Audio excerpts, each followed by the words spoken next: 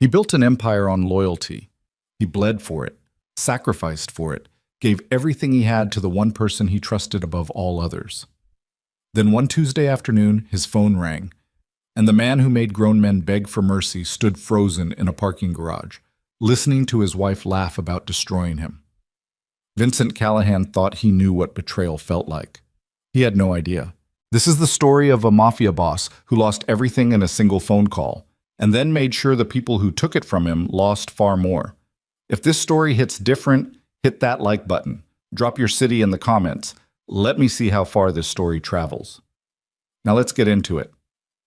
Bad. The call came at 2:17 in the afternoon. Vincent Callahan was standing in the lower level of the Cascade parking structure on 4th Avenue, 3 floors below street level, the kind of place that smelled like exhaust and concrete dust and other people's bad days. He just dropped his phone into the inside pocket of his jacket after sending a brief text to his operations manager, Dario, something about a delayed shipment coming through the port of Tacoma that needed quiet handling before Thursday. Standard business, the kind of thing that used to require meetings and hushed phone calls in back rooms, but now got handled in 14 words between 2 men who didn't need to explain themselves to each other. He was reaching for his car keys when the phone buzzed again. He didn't look at it right away. He was thinking about the shipment, thinking about Thursday, thinking about whether the new arrangement with the Harmon brothers out of Portland was going to hold, or whether he was going to have to drive up there himself and have a conversation that nobody wanted to have. He fished out the keys, pressed the fob, heard the soft double click of his Range Rover unlocking 20 feet ahead of him in the dim fluorescent light. Then he glanced down at the screen. Madison. He almost smiled. She'd been on edge lately. He'd noticed that, even if he hadn't said anything, quiet at dinner, distracted in the mornings. He'd chalked it up to the renovation stress, the kitchen project that had been dragging on for 4 months. She'd been talking about flying to San Francisco to see her friend Dana this weekend, and he told her to go ahead, take the company card, enjoy herself. He was going to be tied up with the Portland situation anyway. He answered the call the way he always answered her calls. No performance to it, just, hey. Nothing. Not silence, exactly. There was ambient sound on the other end, the soft clatter of dishes somewhere, the low hum of what might have been a television or music. He could hear breathing, shallow, easy, unguarded. Someone who had no idea anyone was listening. Madison, he said again, louder this time. Still nothing. Pocket dial. He understood immediately. She'd called him by accident, phone loose in a bag or a coat, and she had no idea the line was open. He'd done it himself once or twice, called Dario from his front pocket while sitting through a dinner, heard the man's confused voice through the fabric 20 seconds later. He almost hung up. He doesn't know why he didn't. He would ask himself that question many times in the months that followed, turning it over and over like a stone he couldn't put down. Maybe it was instinct. The same instinct that had kept him alive through 22 arrests, 3 acquittals, 1 mistrial, and more situations than he could count where the difference between walking away and not walking away had been his ability to read a room, read a moment, read the thing beneath the thing. Maybe it was just bad luck. Maybe the universe decided he'd been comfortable for long enough. He stood next to his car in that gray underground parking structure, and he listened. For 30 seconds, there was nothing but that ambient sound. Then a door somewhere. Footsteps on a hard floor. And then Madison's voice, unmistakable. That particular register she had when she was relaxed and animated and talking to someone she felt completely safe with. He thinks I'm in Pilates, she said, and laughed. Not a small laugh. A real one. The kind that came from somewhere genuine. Vincent went very still. You're terrible, a man's voice said. Low, easy, the voice of someone who found everything a little amusing. You know that? I know, Madison said. I don't even feel bad about it anymore. Is that bad? That's evolution, baby. More laughter. The sound of something being set down on a counter. Glass on marble. The specific sound of her kitchen. He recognized it without knowing why. He called this morning, Madison said, while I was literally in your parking garage. I had to stand there and listen to him tell me about some dinner next week with his boring business contacts, and I was like, a pause. A sound he knew was her leaning against something, shifting her weight. I don't care. I don't care anymore, Brad. I'm done pretending I care. Brad. Vincent turned the name over once. He didn't know anyone named Brad. That was the first thing. The absence, the gap, the simple fact that his wife was saying a name like it was the most familiar word in her vocabulary, and he had no frame for it. "So when?" the man said. "I told you. I need to wait for the right moment. These things have to be handled correctly, or the whole thing falls apart." "You've been saying that for 3 months." "Because it's been complicated for 3 months." Her voice shifted. A little sharper now, the way it got when she felt defensive. Vincent had heard that shift 1,000 times, usually directed at him. "You don't understand what he's like. He's not some—" She stopped, chose her words. "He's not a normal situation." "You think he'll fight it?" "I think he thinks I love him," Madison said, and her voice dropped into something that was almost gentle, the way a person's voice gets when they're describing something they find a little sad. "He's been good to me. He genuinely has. But he doesn't see me. He never has. He sees this version of me that exists in his head. This, I don't know, his wife, the woman in his house. He's been so busy building whatever it is he's building that he doesn't realize I've been somewhere else for a long time." "How long?" A pause. A genuine one. "Longer than 7 months, she said. 7 months is just when you finally came to your senses. When I finally did something about it." Another small laugh, but this one had edges. "I've been miserable for 2 years, Brad. 2 years of waiting for something to change and watching it not change and smiling at dinners with people I don't like and being the right accessory for the right occasions. And I just—" Her voice cracked just slightly. "Not grief. Something else. Something that sounded more like frustration finally finding an exit. I want my life.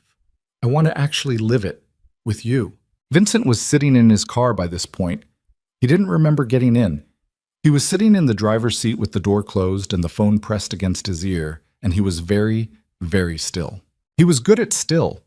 It was one of his things, one of the qualities that men in his organization understood about him without needing to be told, that when things got bad, Vincent Callahan got quieter. Not colder, exactly. Quieter. Like a body of water in winter, the surface going smooth and flat and unreadable just before it froze. He was listening to his wife tell another man she wanted to live her life with him, and he was very still, and somewhere beneath the stillness there was a thing moving that he couldn't name and didn't want to look at directly. "The settlement?" Bradley said. "You talked to the guy in Bellevue?" "Keating, yeah. We had coffee Thursday." "And?"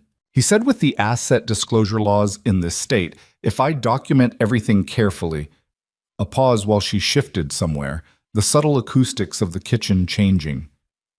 "He thinks we're looking at 40% of disclosed assets minimum. Could be higher depending on what surfaces in discovery." "Disclosed assets," Bradley said, and his voice had a careful quality to it now. "Right. I have no idea what actually runs through his organization. Obviously. But what he can document legitimately, what's on paper, what the accountants know about—" She paused again. "It's a lot, Brad. I've lived in that world for 6 years. It's substantial.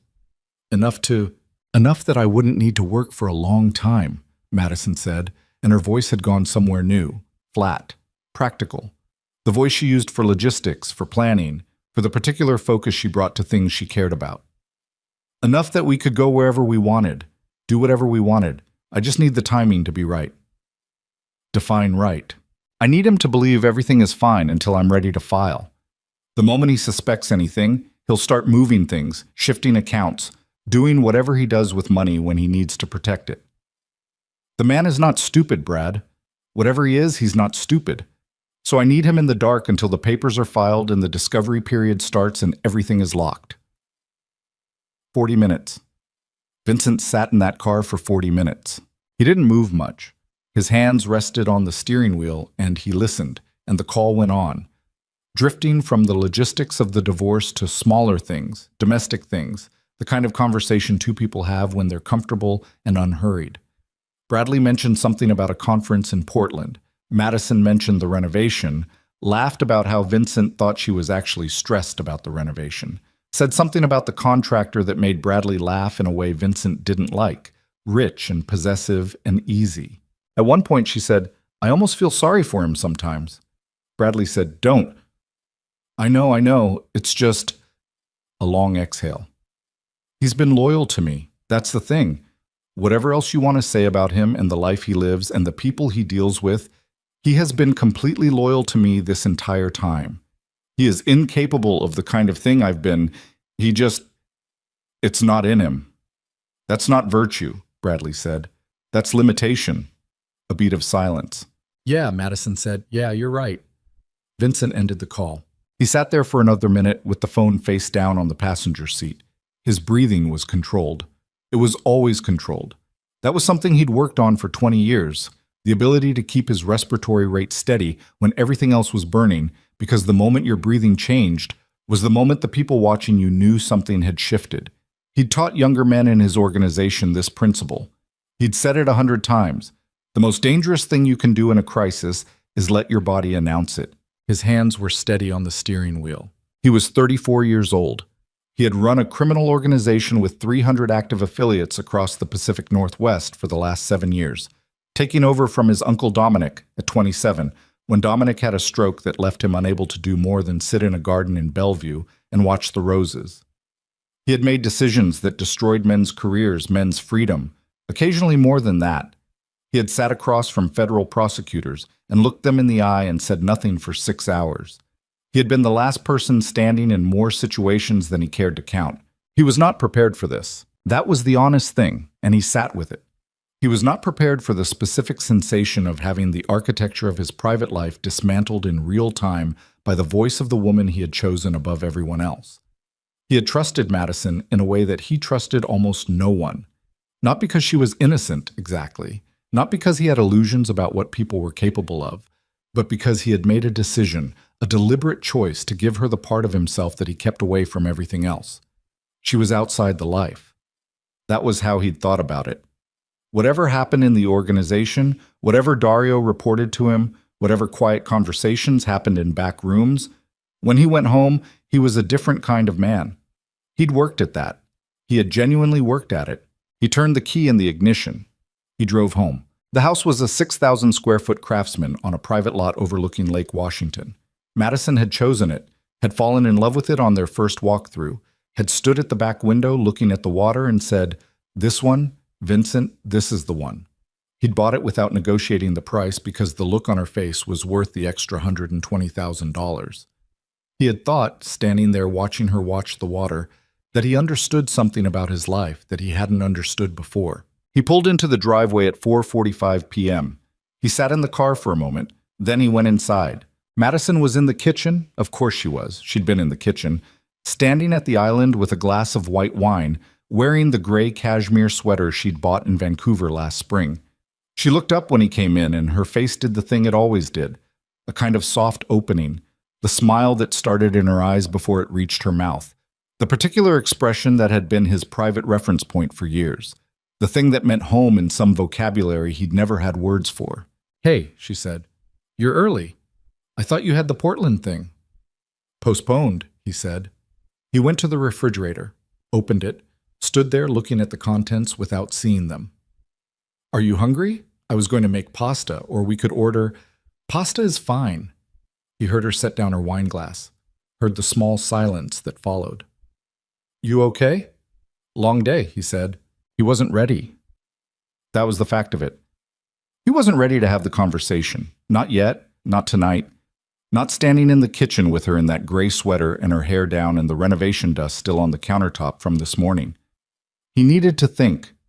He needed to think clearly and completely, and without the noise of his own reaction getting in the way, because the worst thing he could do right now was react. He'd built his life on that principle. The man who reacts has already lost. "You sure?" Madison asked. There was something in her voice, a careful quality, attentiveness. The particular attentiveness of someone who was afraid they'd been caught but didn't know yet whether they had. He turned from the refrigerator.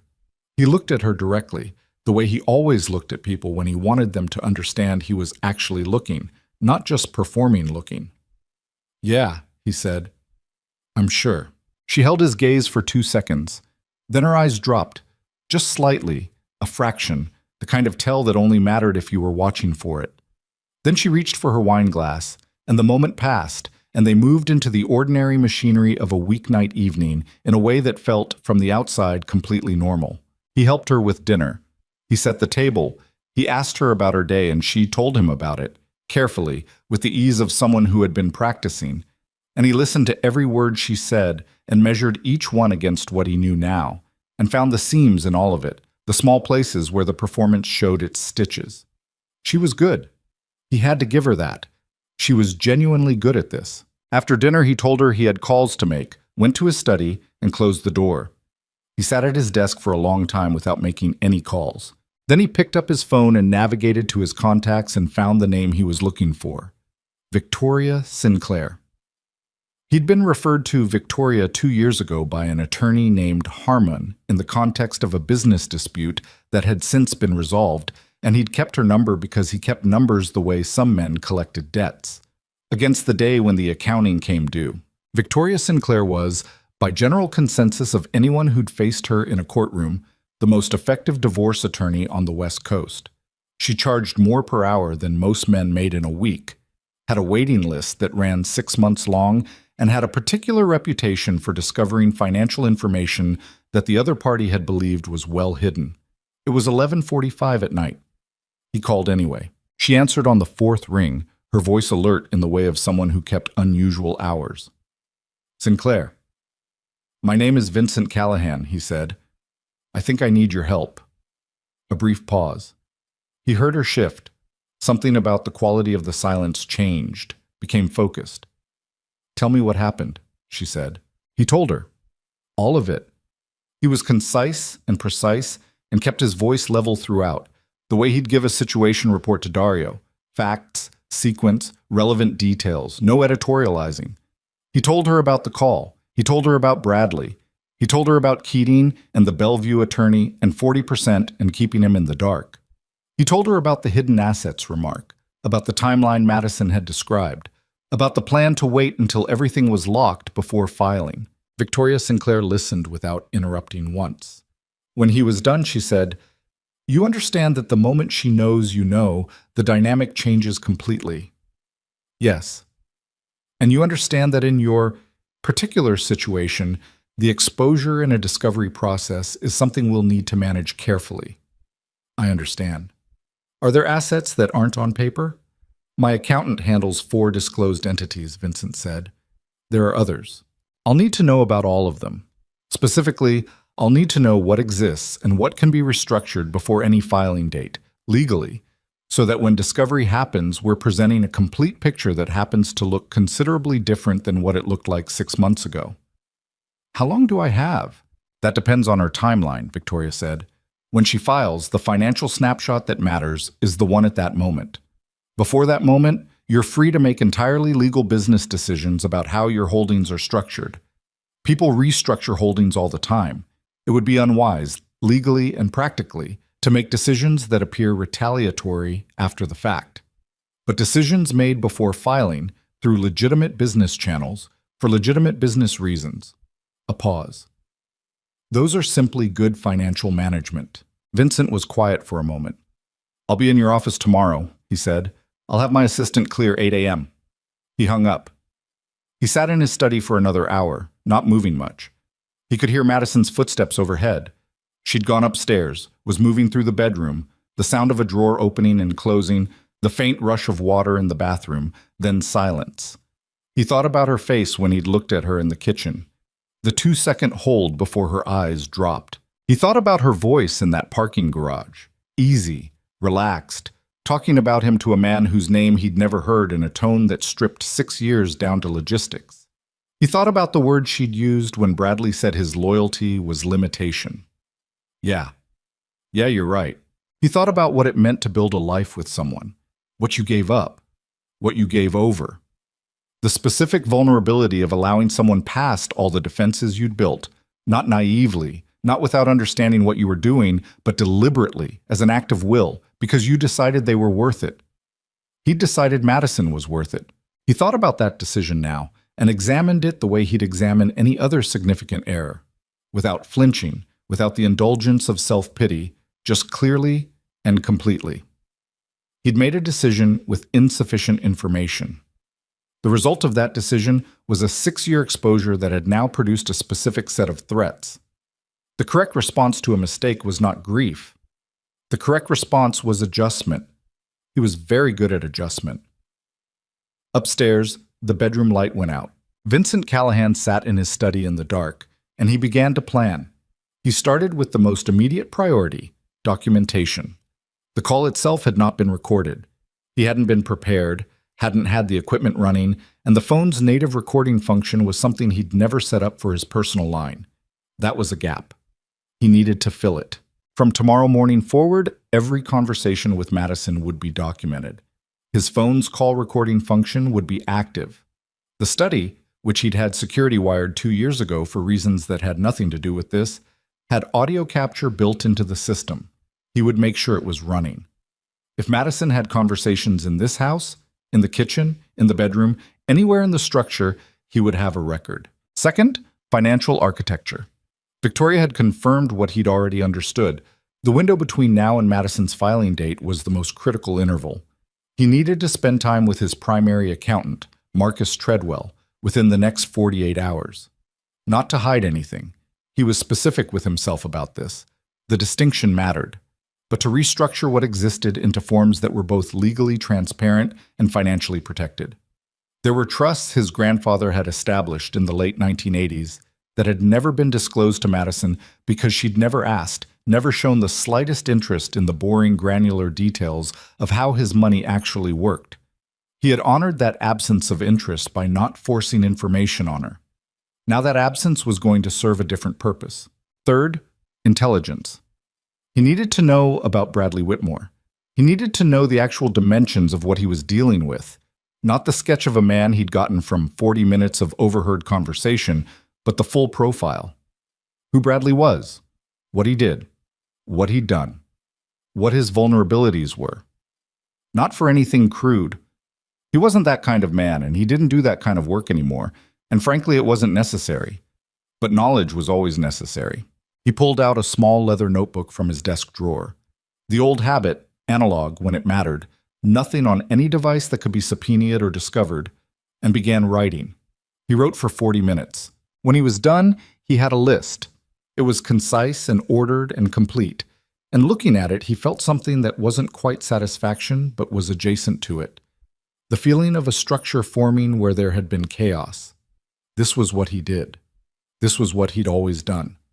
When everything fell apart, he found the shape of what came next. He closed the notebook. He went upstairs. Madison was asleep, or performing sleep. He couldn't tell anymore and found he didn't particularly care.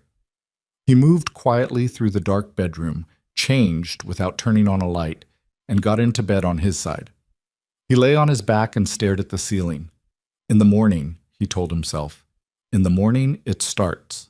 He was asleep within 10 minutes. Another thing he'd trained himself to do. Sleep when sleep was possible, because you never knew when it wouldn't be. You stored rest the way you stored capital, against the future. He was in Victoria Sinclair's office by 7:55 the next morning. Victoria was a compact woman in her early 50s, silver-haired, precise in the way of people who had spent decades working in systems built on imprecision and had compensated by becoming rigidly, almost aggressively organized. Her office on the 38th floor of a downtown Seattle tower had views of the Sound on one side and the Cascades on the other, and she stood at her window with a coffee when he came in and sized him up in the way of someone who had been sizing up damaged people for a long time. "You look better than I expected," she said. "Should I look worse?" "Most people do." She gestured to the chair across from her desk. "Sit." They spent 2 hours going through everything. She asked questions in the precise drilling manner of a deposition. Not brutal, but relentless, each question following logically from the last, building a map. His assets, his organizational structure, his domestic arrangements, the timelines, what Madison had access to, what she didn't, what she knew, what she thought she knew, what she'd been told. Partway through the second hour, Victoria set down her pen. "You're calmer than anyone I've worked with in 23 years, she said. It wasn't a compliment. It was an observation. "Is that a problem?" "It tells me something about how you operate." Does it help or hurt you to know that? It helps me, she said. It means you won't do anything impulsive that I have to contain. She picked up her pen again.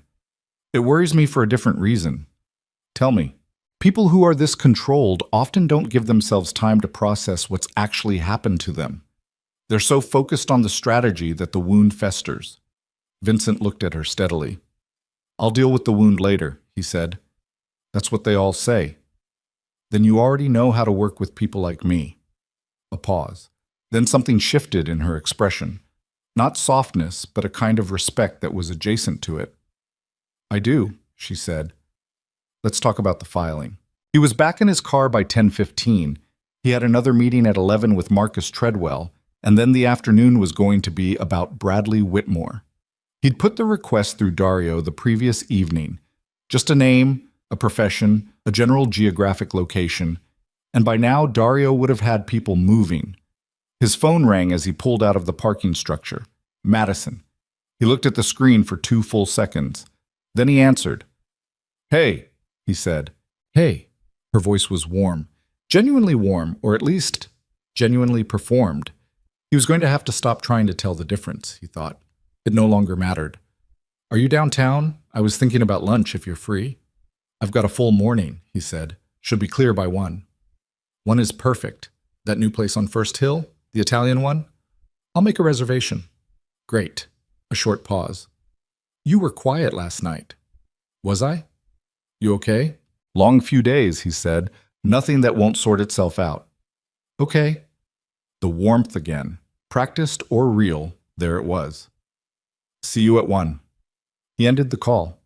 He sat at a red light on 2nd Avenue and watched rain begin to streak the windshield in thin diagonal lines. And he thought, she has no idea. She has absolutely no idea.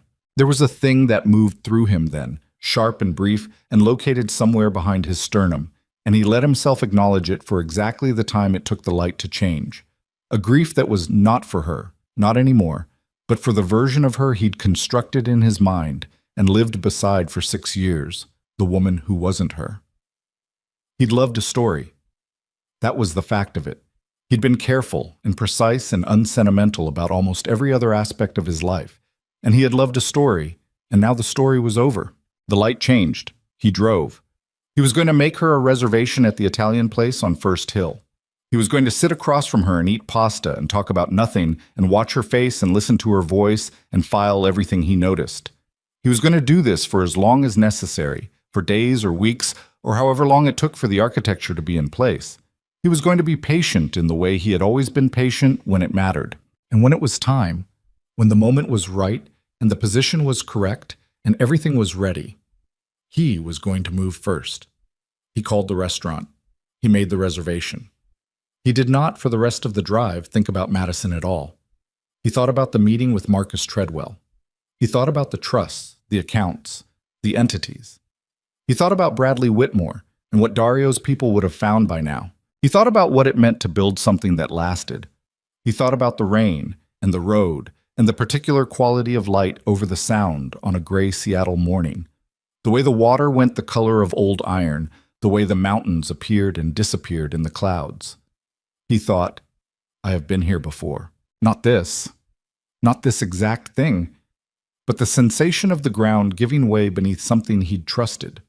Yes, he had been here before. And he had not fallen then, and he was not going to fall now. He pulled into the parking structure beneath the Treadwell building. He turned off the ignition. He sat for 1 moment in the silence. Then he got out of the car, straightened his jacket, and walked toward the elevator like a man who had somewhere important to be. Because he did. He absolutely did. 3 days later, Dario's report on Bradley Whitmore was sitting on Vincent's desk in the study. 6 pages in a plain manila envelope, the kind of document that looked boring from the outside and wasn't. Bradley Whitmore, 41 years old. Senior partner at Whitmore Keene, Tew & Associates, a boutique firm specializing in high net worth civil litigation and corporate law. Graduate of Georgetown Law. Married to Rebecca Whitmore, née Carr, for 11 years. 1 daughter, age 7. Primary residence in Medina, the money-quiet neighborhood across the lake where technology fortunes went to be tasteful. And then the part that Vincent read twice. The firm had received a formal complaint 18 months ago from a client, a complaint that had been quietly settled, the details sealed, the woman's name redacted from everything that was visible from the outside. The investigator had found a secondary source, a paralegal who'd left the firm 14 months ago under circumstances she described in a brief recorded conversation as uncomfortable. She'd used the word pattern. She hadn't been specific beyond that, but her meaning was clear enough. There was more. A woman in Portland, a client of Bradley's from 4 years ago, a real estate dispute that had taken 18 months to resolve. The resolution had apparently involved more than professional courtesy. Her name was Lila Torres. She had a sister who talked too much at book club, and the investigator had been thorough. Vincent put the report down. He looked at the wall for a moment. Then he thought about Madison's voice. The warmth in it, the certainty, the way she'd said, "I want my life. I want to actually live it, with you." And he thought about what Lila Torres and the unnamed woman at the firm and the paralegal who'd used the word pattern might want to say to Madison if Madison were ever in a position to hear them. He thought, she doesn't know what she's gotten into. He didn't feel sorry for her. He wanted to be clear with himself about that. He did not feel sorry for Madison, but he noted with the precision he brought to all observations that what she believed she was moving toward was not the thing she was actually moving toward, and that this was going to become relevant in ways she had not planned for. He put the report in the locked drawer of his desk. He had a dinner with Madison in an hour. They were going to the waterfront. Her suggestion, a restaurant they both liked, the kind of place that had good wine and a view of the ferries crossing to Bainbridge Island in the dark. She still didn't know that he knew. She still thought she was in control of the timeline. She still thought she was the one making moves. He put on his jacket. He checked his reflection in the bathroom mirror. He looked, he noted with something like detachment, completely normal, composed, undamaged. The face of a man who had not spent 3 nights reconstructing the architecture of his entire private life. He was good at this. He was exceptionally good at this. He went downstairs and found Madison in the entryway, pulling on her coat, the dark green one, her favorite, the one she'd worn the first night they'd had dinner in the city 8 years ago when they were still new and she'd laughed at everything. And he'd thought, sitting across from her in that booth, this woman is going to be important to me. She turned when she heard him on the stairs and gave him that smile. "Ready?" she said. He held her coat while she adjusted it. A small, practiced kindness. The kind of gesture that had been automatic for years and now required something more deliberate. "Ready," he said. And as they walked out into the cold Seattle evening together, side by side, his hand briefly at the small of her back, a gesture he'd made 1,000 times that now meant something entirely different, Vincent Callahan thought about the days that were coming, the quiet work already underway, the trusts, the accounts, the restructuring. Victoria Sinclair and her organized precision, the 6 pages in the locked drawer and a woman named Lila Torres, and a word, pattern. He thought about the morning, still some weeks away, when Madison Callahan would wake up and discover that the game she'd been playing so carefully and so confidently had already ended. That somewhere between the moment she'd decided to keep him in the dark and this moment now, walking through the cold air toward his car, the man she believed she had control over had quietly, completely, and irrevocably taken it back. He opened the passenger door for her. She got in. He went around to the driver's side, settled in, started the engine. "I've been thinking," Madison said, her voice light and easy beside him, "about the renovation. I want to change the countertops. The ones we picked are too similar to the floors." "Whatever you want," Vincent said. He pulled out of the driveway. The city spread ahead of them, wet and lit, the lights of downtown reflecting on the black surface of the lake.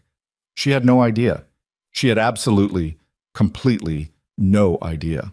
And for now, just for now, that was exactly where he needed her to be.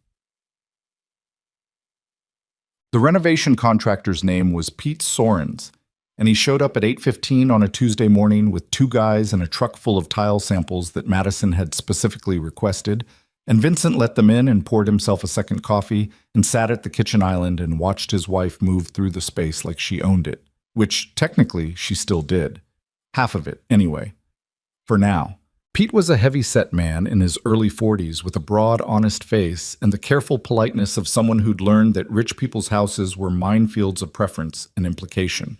He spread the tile samples across the section of countertop that hadn't been demoed yet, and Madison leaned over them with her hair loose and her reading glasses on, the ones she only wore at home, and made small sounds of consideration that Vincent had heard her make 1,000 times, the sounds of a woman who took pleasure in choosing things. Vincent drank his coffee. He watched her hands move across the samples. The ring was still there, the one he'd put on her finger in a courthouse in Portland 6 years ago, because they'd both agreed that weddings were theater. A simple band, white gold, her choice. She'd worn it every day since without apparent self-consciousness. She was wearing it now while she stood in the kitchen they'd built together and discussed grout color with a man named Pete. And somewhere in the city, a lawyer named Keating had a file with her name on it, and she was discussing grout color. Vincent set down his coffee cup, quietly. "I'm going to the office," he said. Madison looked up. "Already?" "Early meeting." "You didn't mention—" "It came up last night." He picked up his keys from the hook by the door. "I'll be back by 6. She held his gaze for a moment. That assessment again. The quick, nearly invisible check she'd been running on him for the past week, trying to read the temperature of him, trying to determine whether anything had changed. He kept his face neutral, warm, even in the practiced way. "Okay," she said. "I'll probably be out this afternoon. Dana called, wants to grab coffee." "Dana." He filed that. He didn't believe her about Dana. "Have fun," he said. He left. He drove 4 blocks, pulled over on a quiet residential street, and called Dario. "She's going out this afternoon," he said when Dario picked up. "I want to know where." "The usual car?" "Whatever works. I don't need photographs. I just need a location and a duration." "Done." A pause. "The Marcus thing is sorted, by the way. He filed the restructuring papers yesterday. Everything's clean, everything's documented, everything has a legitimate reason attached to it. Victoria's been briefed. Good." "How long do you want to keep running this parallel?" Dario asked. There was no judgment in his voice. Dario never judged. It was one of the qualities Vincent valued most in him. But there was a genuine question underneath it, the question of a man who wanted to understand the strategy completely so he could execute it correctly.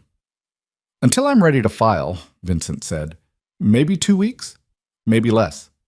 "You're going to file first?" "Yes." Another pause. "She's going to lose her mind." "I know. You ready for that?" Vincent looked at the street ahead of him. A woman walking a dog, a kid on a bicycle. The ordinary world doing its ordinary thing.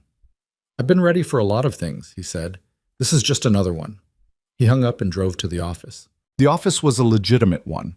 A suite on the 22nd floor of a building in South Lake Union that housed the management company overseeing Vincent's above-ground holdings, which included 3 commercial properties, a logistics firm, and a partial stake in a restaurant group. Marcus managed the financial side. A woman named Celia ran the day-to-day administrative operation with the efficiency of someone who had been doing it for 12 years and had long since stopped being surprised by anything. Vincent came in twice a week, reviewed what needed reviewing, made decisions, and left. It was mundane work, and he didn't dislike it. The mundane work was what kept everything else stable. This morning he sat across from Marcus Treadwell for 90 minutes and went through the restructuring line by line. Marcus was a thin man in his 60s, formerly with a major Seattle accounting firm before Vincent had hired him away at a salary that made the decision uncomplicated.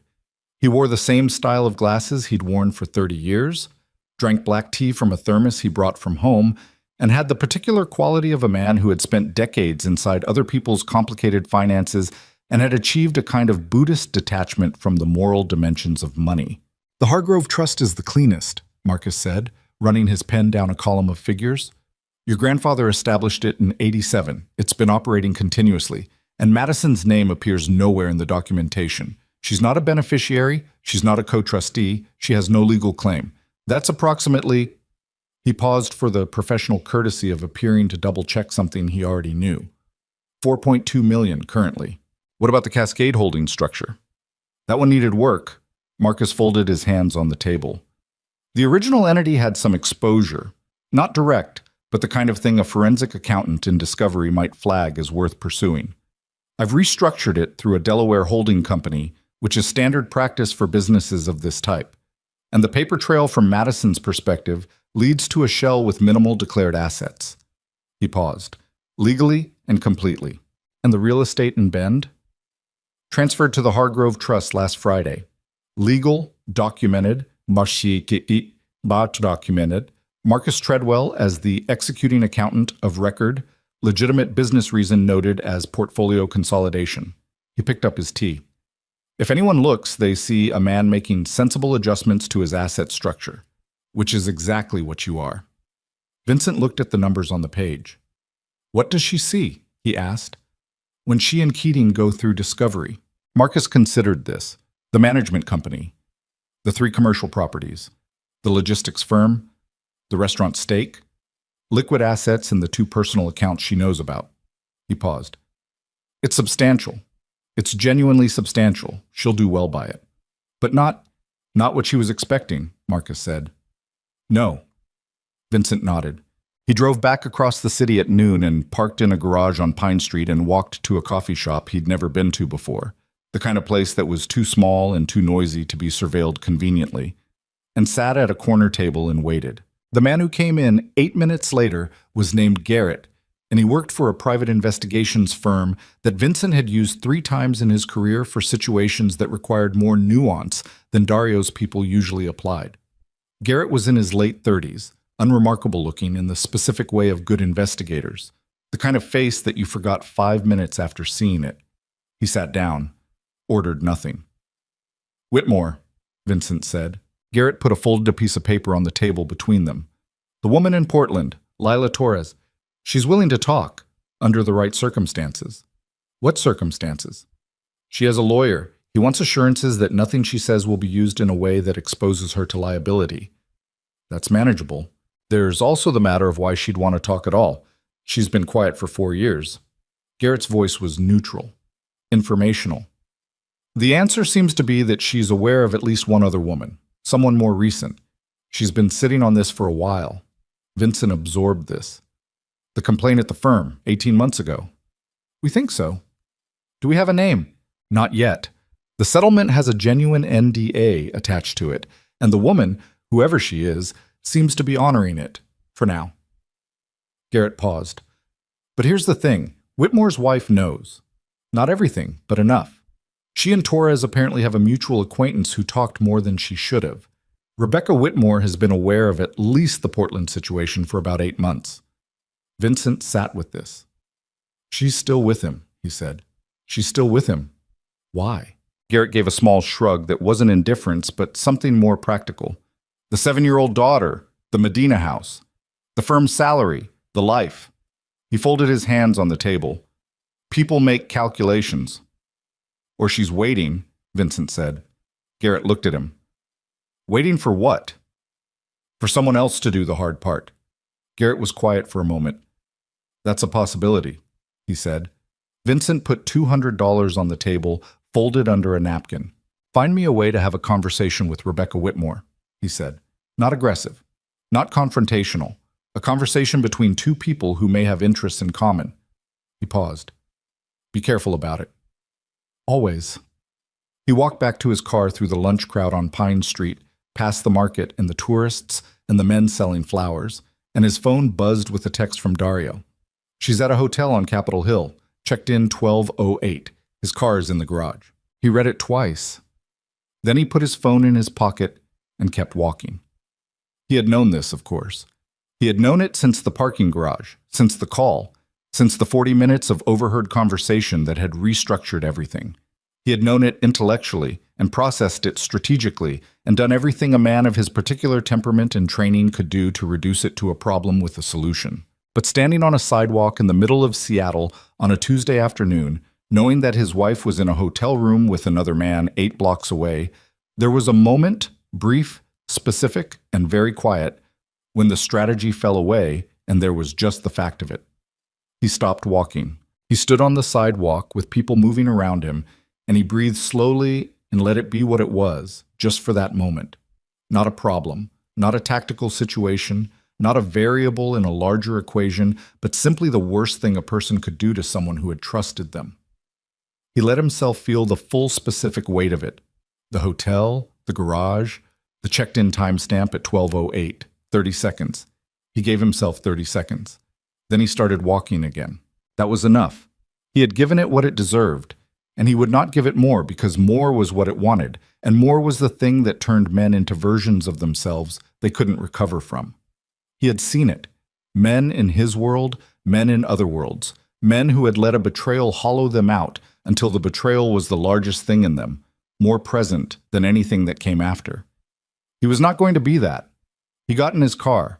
He was home by 5:30, sitting in the study with a glass of water and a legal pad, running numbers on the Portland property, when he heard Madison come in downstairs. The sounds of her arrival.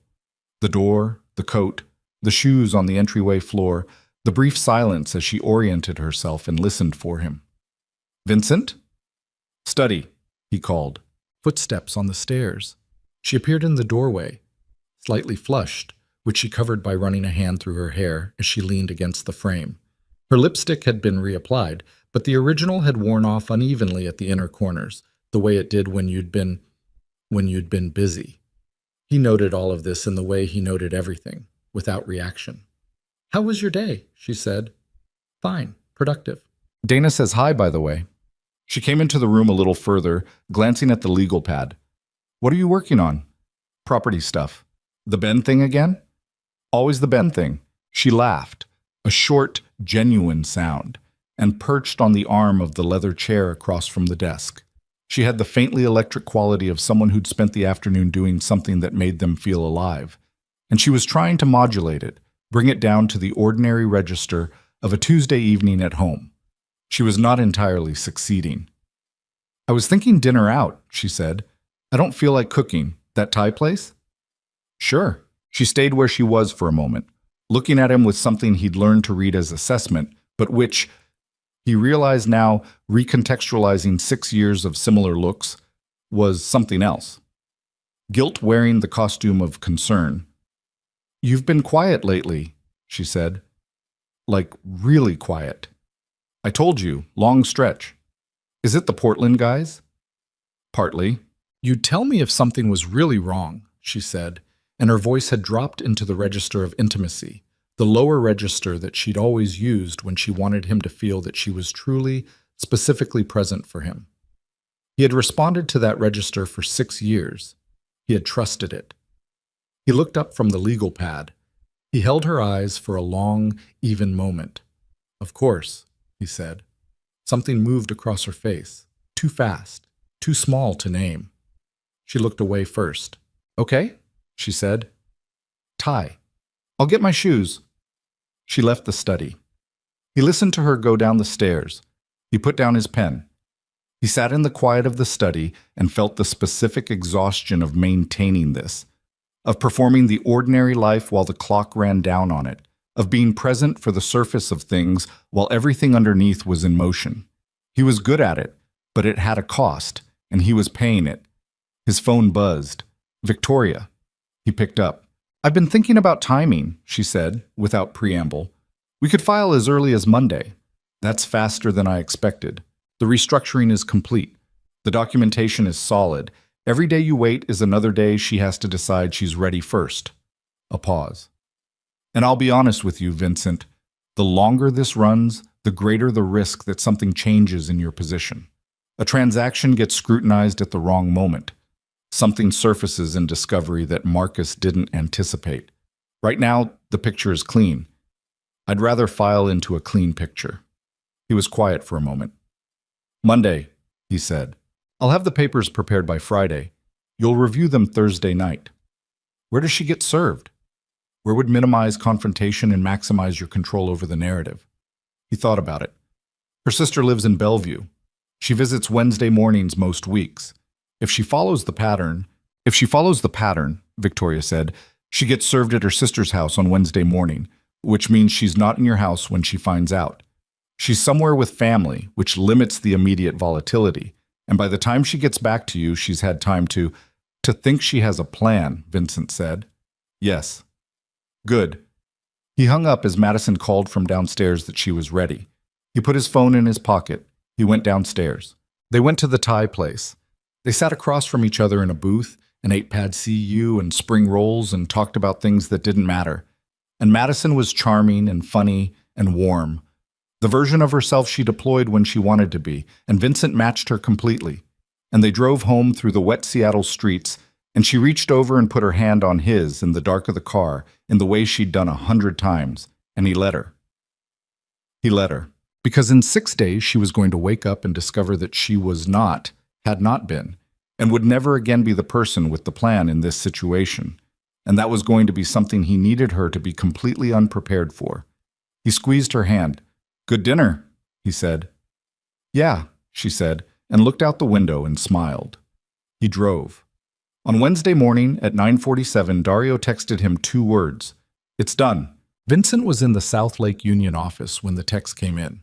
He read it, set the phone face down on the desk, looked out the window at the gray water of Lake Union below. He'd expected to feel something cleaner, the satisfaction of a move executed correctly, the particular relief of action following preparation. He felt those things. But there was something else underneath them, something he didn't have a clean name for, which was the awareness that this was the line. Not the parking garage call, not the hotel on Capitol Hill, not the 40 minutes of overheard conversation. Those had been what happened to him. This was what he had done. The papers delivered to a house in Bellevue at 9:47 on a Wednesday morning were the line between before and after, and there was no before anymore. He picked up his coffee, drank it, set it down. He was still looking at the water when his phone rang. He looked at the screen. Madison. He let it ring 3 times, 4. Then he answered. "Hey." His voice was even. "What did you do?" Her voice was not a question. It was a sound a person made when the floor disappeared. "I think you know what I did." Vincent, a sharp inhale. He could hear her sister in the background, a voice, urgent, and then Madison saying something clipped and short that made the voice stop. Then back to him. "You need to explain to me what the hell is happening right now." "You've been served with divorce papers," he said. "It's a standard filing. Victoria Sinclair's my attorney of record. Her contact information is on the cover sheet. Your attorney should reach out to her directly." Silence on the line. The specific silence of someone processing something their brain is refusing to accept. "You knew," Madison said, and her voice had changed, the shock burning off, something harder coming up underneath it. "How long have you known?" "Long enough." "How long, Long enough to do this correctly," he said, "which is more than you were planning to give me." Another silence. Longer this time. When she spoke again, her voice was different, lower, controlled, the way a person's voice got when they stopped reacting and started calculating. "This is not how this was supposed to go," she said. "No," Vincent said, "it's not. You think you've—" She stopped, started again. "You think you've protected yourself. You think you've been smart about this. But you don't know what I know. You don't know what I have." "Tell me." "I know things about your business," Madison said. "Things that would be very interesting to very specific people if they came out in a discovery process. I have been in your life for 6 years, Vincent. I have heard things. I have seen things. And if you think I don't know how to use that, I think," Vincent said quietly, "that you should speak to a lawyer before you continue that sentence." A beat. "Don't threaten me." "I'm not threatening you. I'm giving you good advice." He kept his voice completely level. "You're upset. That's understandable. But you're about to say things that could significantly complicate your legal position, and I'm genuinely telling you not to do that. Not as a tactic, as someone who—" He paused. Let the pause sit. "As someone who doesn't want this to be worse than it has to be." He heard her breathing, fast and shallow, the breathing of someone trying to contain something large. "Go home," he said. "Be with your sister today. Talk to a lawyer tomorrow."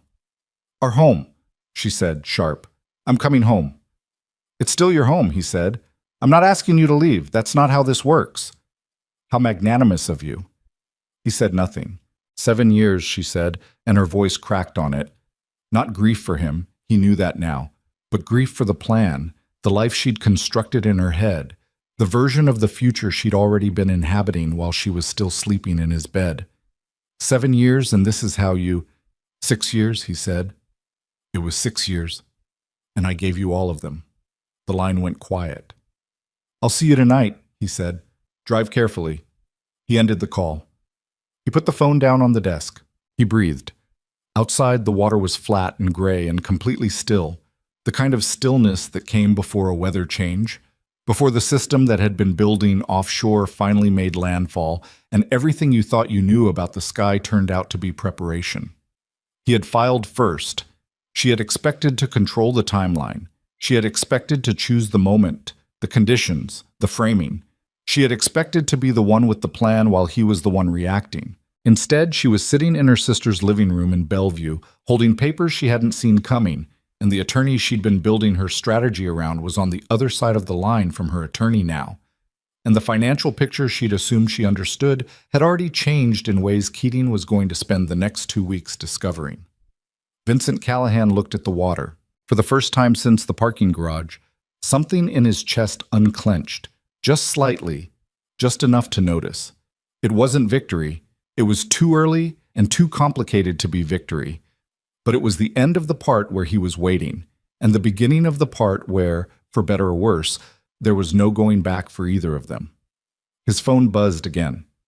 Not Madison this time. The name on the screen was one he didn't recognize, a 425 area code. Bellevue. He stared at it for a moment, then he answered, "Mr. Callahan?" The voice was a woman's, quiet, careful, the voice of someone who had rehearsed this call and was trying to stay inside the rehearsal. "My name is Rebecca Whitmore. I think we need to talk, and I think—" A pause. And in the pause he heard something that he recognized because he'd heard it in himself for the past 2 weeks. The sound of someone who has been sitting on a thing they can no longer sit on. "I think you need to hear some things about Bradley before this goes any further." Vincent was very still. "Mrs. Whitmore," he said, "I was just thinking about you." Rebecca Whitmore's voice on the phone had the particular quality of someone who had been holding something in for a long time and had finally decided that holding it was more dangerous than letting it go. Vincent listened. He didn't interrupt. He didn't ask questions. He sat at his desk in the South Lake Union office and watched the flat gray water of the lake below and let her talk.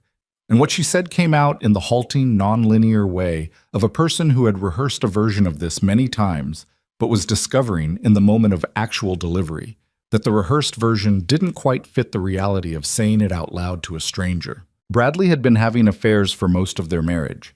She'd suspected it for years, confirmed it, the Portland woman, Lila Torres, about 8 months ago through a friend of a friend who hadn't understood what she was handing over. She had confronted Bradley. He had denied it, then admitted part of it, then reframed it, then apologized in the way of a man who was apologizing for getting caught rather than for what he'd done.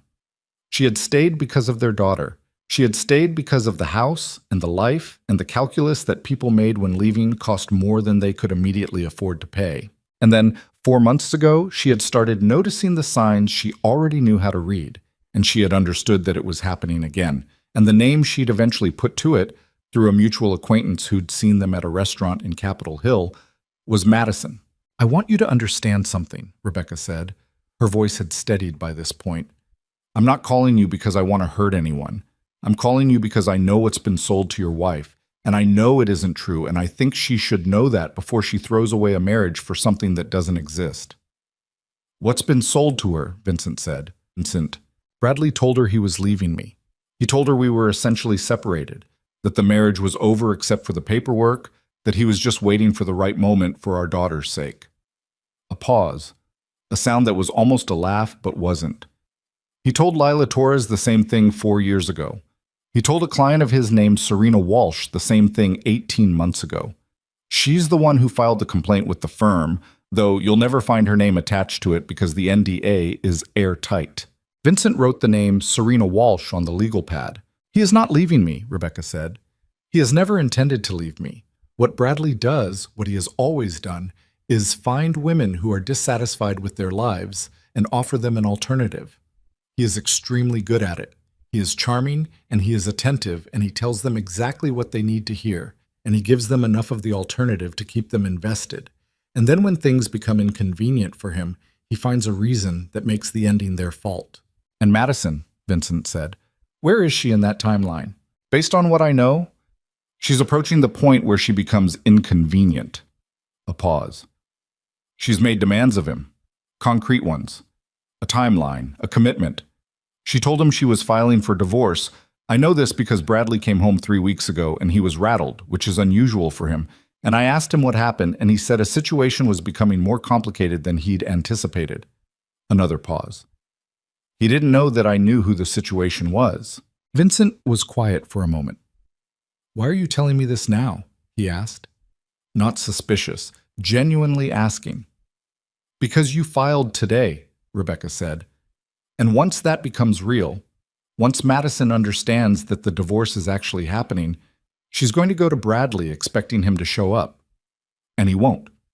And I'd rather she understand why before she spends the next year of her life waiting for something that was never real. That's generous, Vincent said. It's not generous, Rebecca said. It's tired. A long exhale. I'm tired of carrying this by myself. I'm tired of knowing what I know and watching everyone else not know it. That's all this is.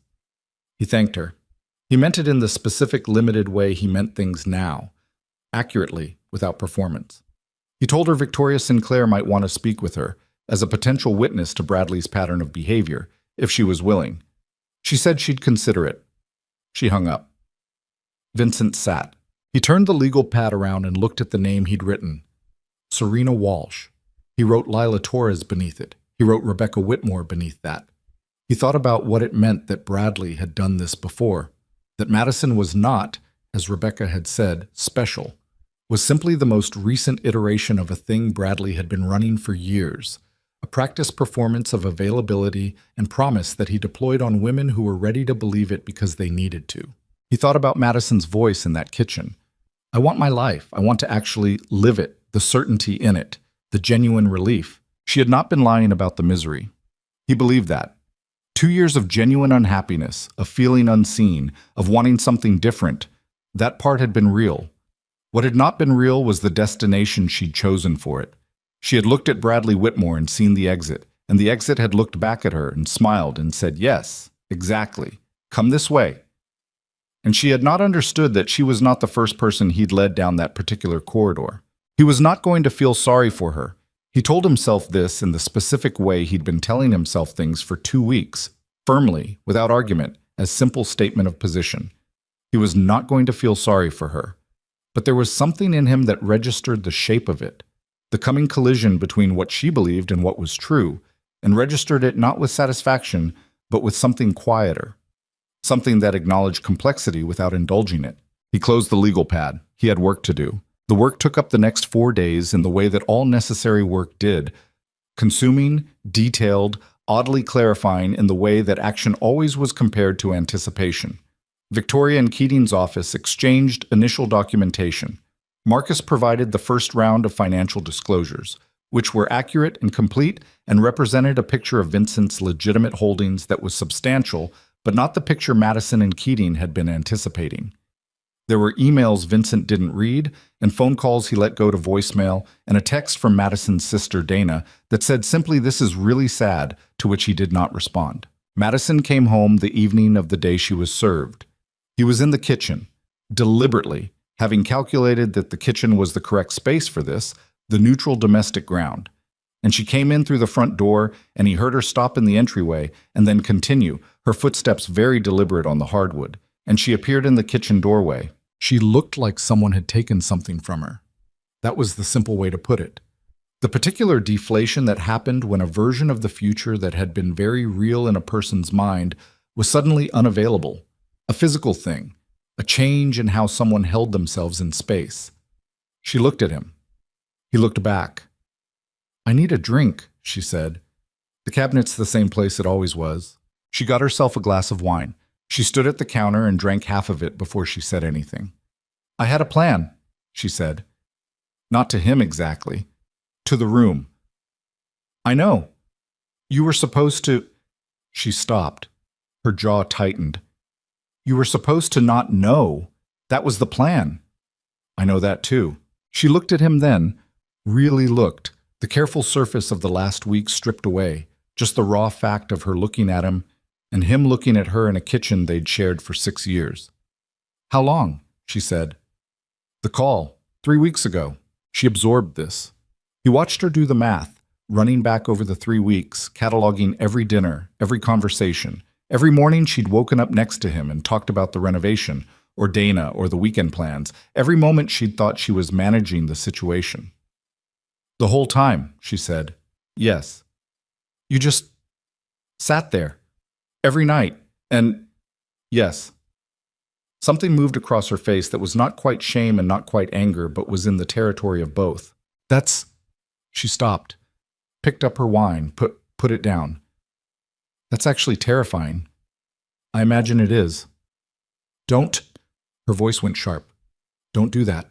Don't be calm at me right now. Don't be measured. You're allowed to be angry, Vincent. I would prefer you be angry. I can work with angry." "I know you can," he said. "That's why I'm not." She stared at him. He looked back, and the thing between them in that moment was not hatred. He registered that with some surprise, the absence of hatred, but it was something that had the same temperature. The cold, specific recognition of two people who had been very close and were now on opposite sides of something with no middle. "Brad is going to—" she started. "Rebecca Whitmore called me today," Vincent said. The sentence landed. He watched it land. Madison's face went through several things in rapid succession, a sequence he didn't have precise words for but understood completely. The surface cracking, the calculation happening beneath, the specific fear of someone who has been operating on a set of assumptions and is suddenly, violently unsure which of those assumptions is still solid ground. "What did she say?" Madison said. Her voice had changed, smaller, stripped. "She told me about Lila Torres," Vincent said. "She told me about Serena Walsh. She told me about the pattern." He paused. "She told me that Bradley told her the marriage was essentially over when he started with you. The same thing he told Torres. The same thing he told Walsh." Madison set down her wine glass. Her hand was steady. He noted that. "She's lying," Madison said. "She's not. She's trying to—" "She's tired," Vincent said. Those were her words. "She's tired of carrying it alone. She called me because she wanted someone else to know what she knows." He paused. "She said you're approaching the point where you become inconvenient for him." Madison's eyes dropped to the countertop. He watched her. He watched the thing happening inside her. The private, internal collapse of a structure that had been load-bearing. He had seen this in men before. The specific moment when what someone had been certain of was removed, and the expression that followed was always the same. Not grief, not anger, but a kind of suspended blankness, the face of a person in the seconds between the fall and the landing. "He said he was leaving her," Madison said. Her voice was very quiet. "I know he did. He said the marriage was—" "I know what he said. He told me—" She stopped, pressed her hand flat on the counter. Her knuckles went white and then came back. "He told me I was the first person in years who—" She stopped herself. The silence in the kitchen was the loudest silence Vincent had experienced in a long time. "Call him," Vincent said. She looked up. "Call him right now," Vincent said. "I'll leave the room. Call him and tell him the papers were filed today and ask him when he's telling Rebecca. Ask him what the timeline looks like now that it's real." He held her eyes. "See what he says." Madison looked at him for a long moment. Then she picked up her phone. He went into the study. He closed the door. He did not listen, did not put his ear to the door, did not activate any of the audio capture, simply stood at his desk and looked at the window and let her have the conversation in private, because whatever happened in that kitchen in the next 10 minutes was between her and the choice she'd made and the man she'd made it with, and he had done what he needed to do by giving her the information. He heard nothing through the closed door. He stood at the window for 7 minutes. Then the door opened. He turned. Madison stood in the doorway. She was not crying. He registered this, noted it. Her face was dry, and her expression was something he had never seen on her before, something that was past the crying stage, something that lived on the other side of a specific kind of devastation. "He said he needs time," she said. "He said it's complicated.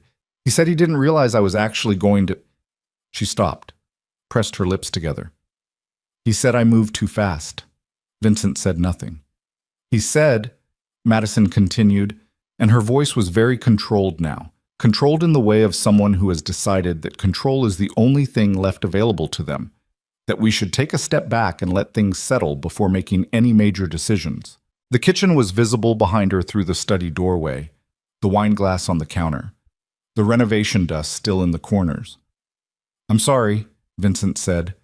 She looked at him sharply, a flinch, almost, like the words were a physical thing. Don't. I mean it. Don't mean it. Don't be... Her voice broke slightly, caught itself. Don't be kind to me right now. I can't... She put her hand on the door frame, steadied herself. I can't do that right now. He nodded. She went upstairs. He stood in his study and listened to her footsteps cross the ceiling, cross to the bedroom, and stop. He thought, this is not over. In fact, in the way that matters, the legal way, the practical way, the way that was going to consume the next several months of both their lives, it was barely beginning. Keating was going to regroup. Madison was going to regroup. The shock of today was going to metabolize into strategy, and the strategy was going to get difficult, and there were going to be moments ahead that made today look simple. He knew this.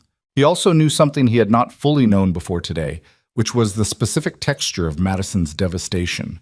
Not at losing him, not at the marriage ending, but at losing the exit she'd built, at discovering that the door she'd been moving toward had been a painted door all along. He knew this, and he held it without using it, without shaping it into anything, because some things deserved to just be what they were. He sat down. He opened his laptop. He had 3 emails from Victoria, 2 from Marcus, and 1 from Dario that said only, Portland is handled. Call when you can. He called Dario. The Harmon brothers, Dario said. They're out. Whatever conversation they were having with the feds, it's been resolved. We're clear. Good. Also, a pause. There's something you should know about Whitmore.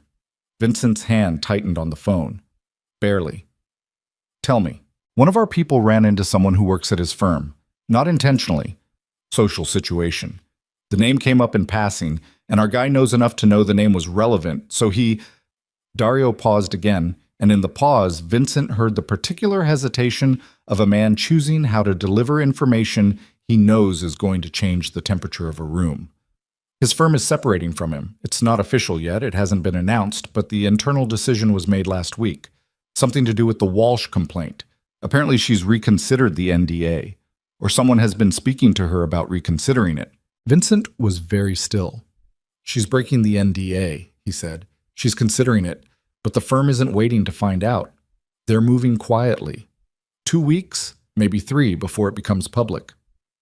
Does Madison know this? How would Madison know this? Vincent thought about the phone call upstairs. He said he needs time. He said it's complicated.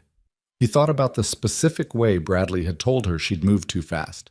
He knows the firm is separating from him, Vincent said slowly. He knows his income situation is about to change dramatically. He knows the Walsh complaint is moving again. He paused. He told Madison she moved too fast because he needs to manage his exposure right now. And Madison, a divorce proceeding, a discovery process, her as a witness to his character. Madison is a liability he can't afford. Dario was quiet for a moment. That tracks. He's not stepping back because she moved too fast, Vincent said. He's cutting her loose. He turned this over. She just doesn't know that yet. What do you want to do with this? Vincent looked at the wall. This was the moment. He understood it clearly, the hinge point, the place where the story could go in 2 directions. He had the information. He had the leverage. The most efficient thing, the strategically optimal thing, was to let Madison discover Bradley's unraveling on her own timeline, which would be soon enough, and in the meantime focus entirely on the legal and financial proceedings. But something stopped him from saying that. Not sentimentality.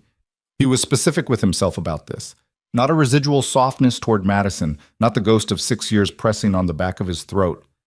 Something else. Something that was more about the person he was going to be after all of this than about the situation in front of him. Nothing, he said. We do nothing with it. Nothing? She'll find out when she finds out. That's not my job. A pause. My job is the divorce. My job is the organization. That's it.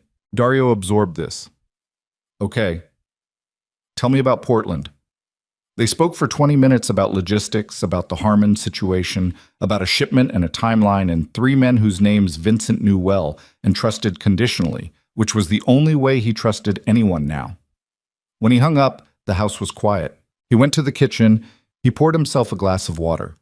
He stood at the sink and drank it and looked out the window at the lake, dark now, just the lights of the far shore reflected in broken lines on the water. Upstairs, a door opened.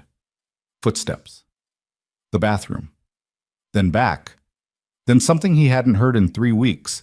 Madison's voice, muffled by the ceiling and the walls and the particular cadence of someone who was not talking to him. He stood very still. He was not recording. He was not listening. He was simply standing in the kitchen with an empty glass, and through the ceiling he could hear the muffled rhythm of his wife's voice, and the rhythm of, it was not the rhythm of the parking garage call, not easy, not relaxed, not the voice of someone who felt safe and unhurried. It was the rhythm of someone pleading. He set the glass in the sink. He turned off the kitchen light. He sat in the living room in the dark and listened to the house settle around him, and thought about what it meant to be in a building with someone whose entire world had just revealed its foundation to be a fiction, and to be the person who, by accident and then by design, had been the instrument of that revelation. He thought about Victoria's words. People who are this controlled often don't give themselves time to process what's actually happened to them. He thought, she wasn't wrong. He thought about the parking garage, the 40 minutes, the sound of Madison's voice when she was certain he couldn't hear her. He is incapable of the kind of thing I've been doing. It's just not in him. He thought about how much of his life he had spent being the person who was incapable of certain things, how he had worn that as a point of pride, how he had taken it as confirmation that the choice he'd made, the deliberate willed decision to give Madison the part of himself he kept away from everything else, had been the right one. He had not been wrong about his own character. He had been wrong about hers. The muffled voice upstairs had gone quiet.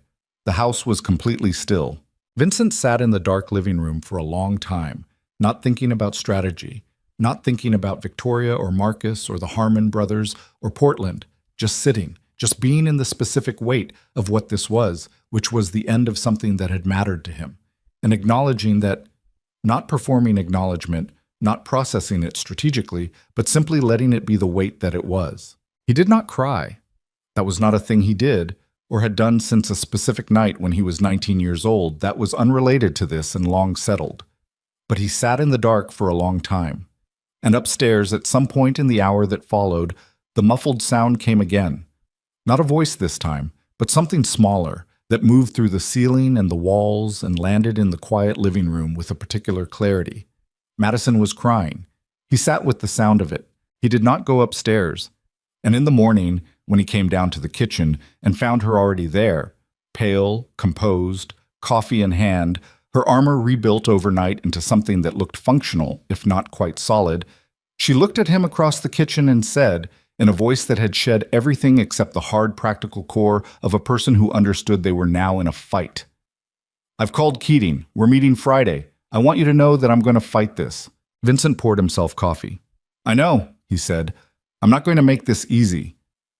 "I'm not expecting you to." She watched him. He watched her. The kitchen felt smaller than it ever had before. The renovation half finished, the new countertop still waiting for the grout Madison had spent a Tuesday morning choosing. The ordinary debris of a shared life that was no longer shared. "One thing," she said. He waited. "Bradley?" She said the name like it cost her something. "What Rebecca told you, is it—" She stopped. "Is it all true?" He looked at her directly. "Yes," he said. "It's all true." Something in her face moved and then went still. She nodded once. She picked up her coffee and walked out of the kitchen, and he heard the front door open and close, and then the sound of her car in the driveway, and then nothing. He stood alone in the kitchen. The renovation dust was still on the countertop. The grout samples were stacked in the corner where Pete Sorens had left them. The new tile, the one Madison had spent a morning choosing between two shades of white that looked identical to Vincent but apparently were not, was still in its boxes against the wall. He thought about what came next. Keating and Victoria. Discovery. Depositions. The months of grinding legal work that converted a marriage into a transaction. He thought about Bradley Whitmore, somewhere in Medina, managing his exposure, calculating his losses, moving Madison to the column marked liability. He thought about Rebecca Whitmore's voice. I'm tired of carrying this by myself. He set down his coffee. He picked up his phone and called Victoria. She's fighting it, he said when she answered. Expected, Victoria said. Keating, Friday. Good. Let them come. A pause. How are you? He looked at the grout samples in the corner. Ready, he said. But even as he said it, even as the word came out clean and controlled and true, something beneath it shifted. Something he hadn't planned for. Because Dario called back 40 seconds after he hung up with Victoria, and Dario's voice had a quality it almost never had, which was urgency without management, the sound of a man who had just received information he didn't know how to contain. Vincent, Dario said.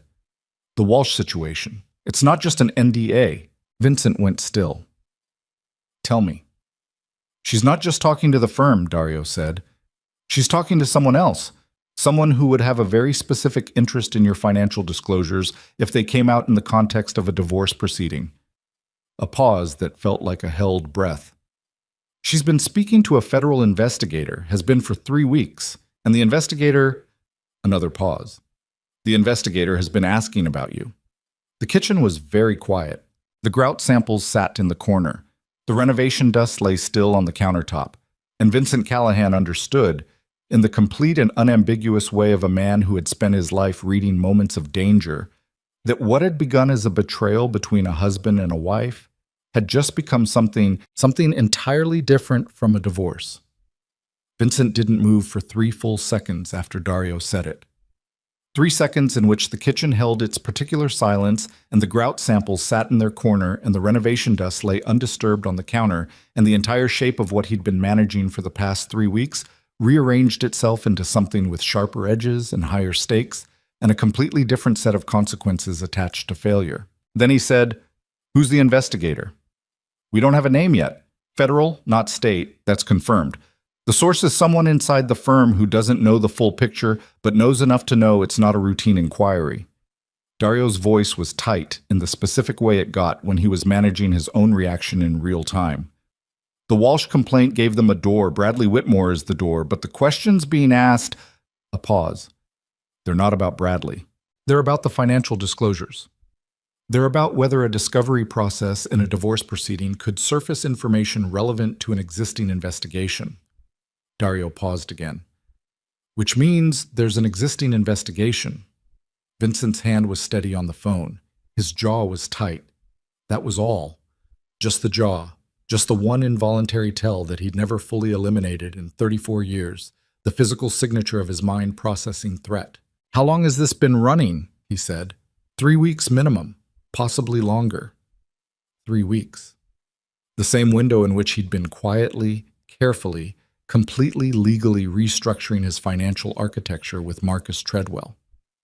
The same window in which Victoria had been preparing filings, and Garrett had been building intelligence on Bradley, and he had been, by his own rigorous assessment, doing everything correctly. The universe apparently had a sense of humor. "Get me everything you can on the investigator by tonight," he said. "I need Victoria on the phone in 1 hour. And I need Marcus in my office tomorrow morning, 6 a.m., before anyone else is in the building. Done." A pause. "Vincent?" "Yeah. This changes the calculus on the divorce proceedings." "I know." "If discovery opens up the wrong..." "I know, Dario. Not sharp, level." 1 hour. Victoria. He hung up. He stood in the kitchen for exactly 15 seconds. He counted them, a habit from a long time ago, the deliberate imposition of structure on the moment right after the moment when everything shifted. 15 seconds in which he breathed and let the new shape of the situation settle into place and stopped trying to fit it into the old shape. Then he moved. He went to the study. He opened the locked drawer. He took out the leather notebook and opened it to a fresh page and began writing with the focused efficiency of a man who understood that the next 72 hours were going to determine the shape of the next several years. The situation had 2 distinct components that needed to be managed separately, or they would destroy each other. The first was the divorce. The second was the federal inquiry. The overlap between them, the discovery process, the financial disclosures, the deposition testimony, was the kill zone, the place where one problem became two problems, became a catastrophe. The objective was to keep the two components from touching. The divorce needed to move faster, not slower. Every additional week of proceedings was another week of exposure, another opportunity for the wrong document to surface in the wrong context. Victoria had been right about filing early. She needed to be right about closing fast, too, even if fast meant a settlement that cost him more than the ideal outcome. The federal inquiry needed to be identified and understood completely before he could determine whether it was an active threat or a fishing expedition that had attached itself to the Walsh complaint opportunistically. Fishing expeditions happened. Federal investigators looking for leverage used whatever doors they found, and not every door led to something real. He needed to know which kind of door this was before he decided how to respond to it. He was halfway through the page when his phone rang. Not Victoria, not Dario. Madison. He looked at the screen for a moment. Then he answered. "Where are you?" he said. "Parking lot. Coffee shop on Capitol Hill." Her voice was different from this morning. Stripped of the controlled hardness she'd rebuilt overnight, raw in a way that made him tighten his grip on the phone by a fraction. "He called me. Bradley. He wants to meet. Tonight. He said..." She stopped. "He said he wants to explain things in person." Vincent closed his eyes for exactly 1 second, opened them. "Don't," he said. "I'm not asking your permission. I'm not giving you permission. I'm telling you something you need to hear." He paused. "Bradley's firm is separating from him. There's a federal inquiry attached to a complaint from a former client.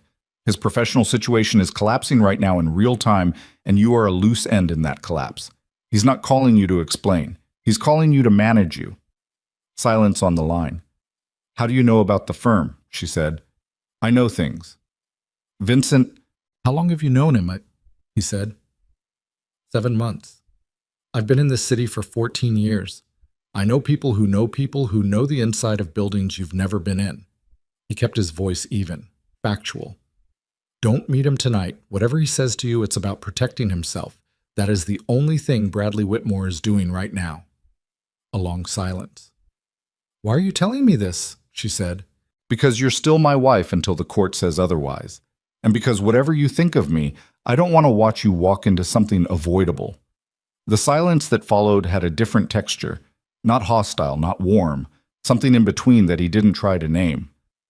"I'm meeting Keating Friday," she said finally. "I know. This doesn't change that. I know. She stopped.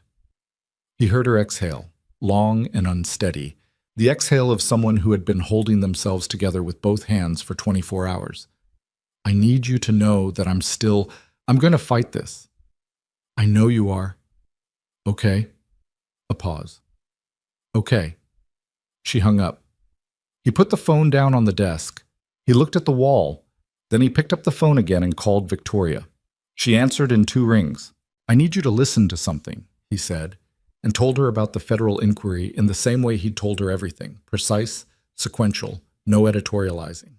He told her about Walsh, about the investigator, about the 3-week timeline, and the questions about financial disclosures and discovery. Victoria listened without interrupting.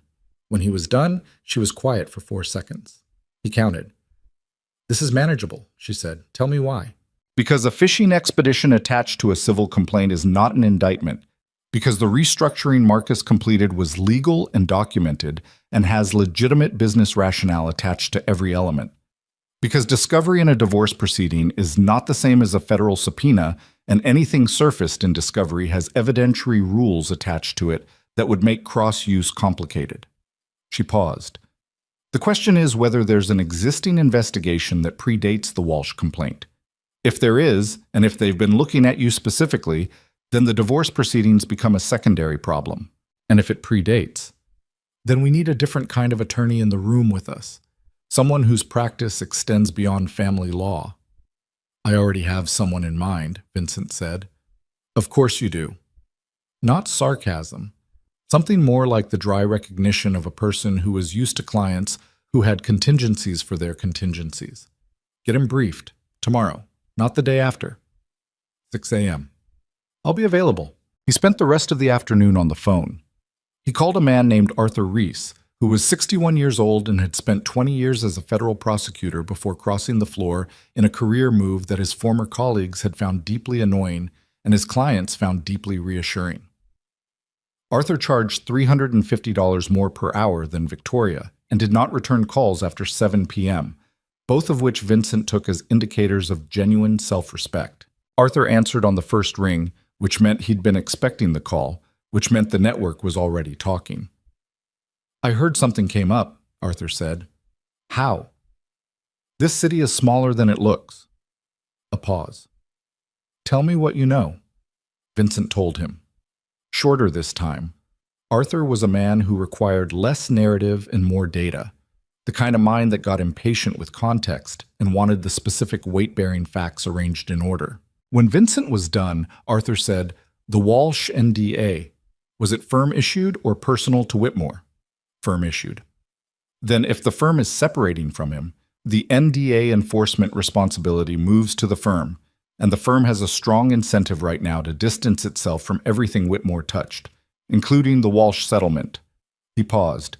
They may actually want her to talk. It makes Whitmore the story instead of the firm, which puts the inquiry back on him, which is where they want it. Another pause. The question is whether your name came up in Walsh's conversations with Whitmore, professionally or personally. I've never met the woman. That's not the question. The question is whether Whitmore ever mentioned your name to her in a context that would be relevant to a financial inquiry. Lawyers talk, especially lawyers who are trying to impress people. If he was involved in any transaction that touched your organization, even peripherally, even as outside counsel on something minor, and if he mentioned it to Walsh, and if Walsh mentioned it to the investigator, he wasn't, Vincent said. Whitmore has no professional connection to me or my holdings. I didn't know he existed until 3 weeks ago. Then the connection runs through your wife. The sentence sat in the air. Madison, Vincent said. She's been in your life for 6 years. She was in a 7-month relationship with a man who is now under federal scrutiny. If the investigator is looking for a vector, she doesn't know anything. She doesn't need to know things to be a useful witness to an investigator who is trying to establish patterns. She knows the shape of your life. She knows the edges of your financial world. She's angry. She's in the middle of a contentious divorce proceeding, and she's just found out that the man she left you for was playing her. A long pause. An investigator looking for leverage could not design a better situation. Vincent sat with this. He sat with it for a long time. Because Arthur Reese had just described a scenario that Vincent had not, in 3 weeks of careful preparation and precise execution, fully anticipated. The scenario in which Madison, who had begun as the source of the problem and had been managed throughout as the legal and financial adversary in a divorce proceeding, became something else entirely. Became a liability, not because of what she knew, but because of what she could be made to believe she knew, by someone skilled at that kind of making. He thought about Madison's voice this morning. I'm going to fight this. He thought about Keating on Friday and whatever strategy they were building, and the way that strategy might look to a federal investigator who was already looking. He thought about a person who was hurt and angry and had just discovered that the exit she'd built her future around was a wall. What do I do? He said. Not a question he asked often, almost never. You get ahead of it, Arthur said. You don't wait for the inquiry to define the narrative. You define it. A pause. And you consider very carefully whether a contentious, extended divorce proceeding is in your interest right now. You're saying settle. I'm saying consider it, quickly. A clean settlement, fair to both parties, concluded fast. That's a married couple ending a marriage. That's unremarkable. A long, contentious proceeding with extensive discovery, depositions, public filings, financial disclosures. He let the sentence sit. That's a different kind of story. And right now, you don't want to be a story. Vincent thought about Victoria's face when he'd said fast, about Marcus's careful columns of numbers, about $4.2 million in a trust that Madison had no claim to, and Keating hadn't found yet. He thought about the other number, the number that a fair settlement would cost him, settled fast, in the next 2 weeks, before depositions and before discovery opened, and before a federal investigator could find a use for the proceedings. How much time do I have? He said. If the inquiry is 3 weeks old and running through the Walsh complaint, you have days, not weeks, before someone files something or issues something that changes the legal landscape. Arthur's voice was flat and factual and completely without drama. I'd say 72 hours before your options start narrowing. Vincent looked at the wall. 72 hours. He hung up and sat in the study until 6 p.m., then stood up, put on his jacket, and drove to Dario's apartment in Capitol Hill. Not calling ahead, just showing up the way he'd done a dozen times over the years when the conversation needed to happen in a room with no devices and no record. Dario answered the door in a gray t-shirt with a coffee in his hand and took one look at Vincent's face and stepped back to let him in without a word. They sat at Dario's kitchen table. No ceremony. Tell me the worst version, Vincent said. Dario set down his coffee. The investigator has been building a case on the Port of Tacoma shipments for 18 months. Not our shipments specifically, the port generally, a broad inquiry into cargo handling irregularities. Our name came up in that context about 6 months ago, flagged but not prioritized. When the Walsh complaint surfaced and Whitmore's name started appearing, someone connected the dots to the divorce and saw an opportunity to use the discovery process as an informal fishing mechanism. So it's not a direct investigation. It's not a direct investigation yet. Dario held his eyes. 6 months ago, we were a footnote. If discovery opens up and puts our financial structure in front of a federal investigator who already has us on a list, we become a chapter. Yeah. Vincent was quiet. Outside Dario's window, Capitol Hill was doing its early evening thing.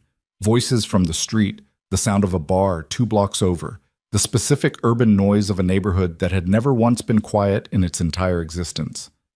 The Tacoma shipments, Vincent said. The ones from 8 months ago, Harmon Brothers.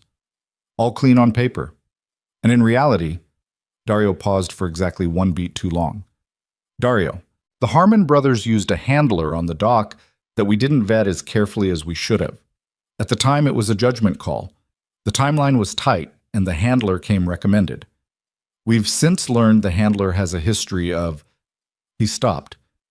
The handler has been deposed in a separate proceeding, a civil matter in Oregon. His name is in that proceeding. If someone runs a string from that proceeding to the port to our shipment documentation, they get a thread. They get a thread. Vincent pressed his hand flat on the table, felt the grain of the wood under his palm, grounded himself in the physical specificity of the moment, the table, the room, the amber light of Dario's kitchen lamp, the coffee smell. Is there anything we can do about the handler? He said. He's not hostile, he's just documented. His testimony in the Oregon matter didn't touch us, it touched the Harmons. But if someone is already looking at us and they find him and they ask the right questions, he talks. He doesn't have reason not to. Vincent nodded slowly. He sat with the full weight of it. Not the weight of each piece individually, he'd been managing pieces for weeks, but the combined weight.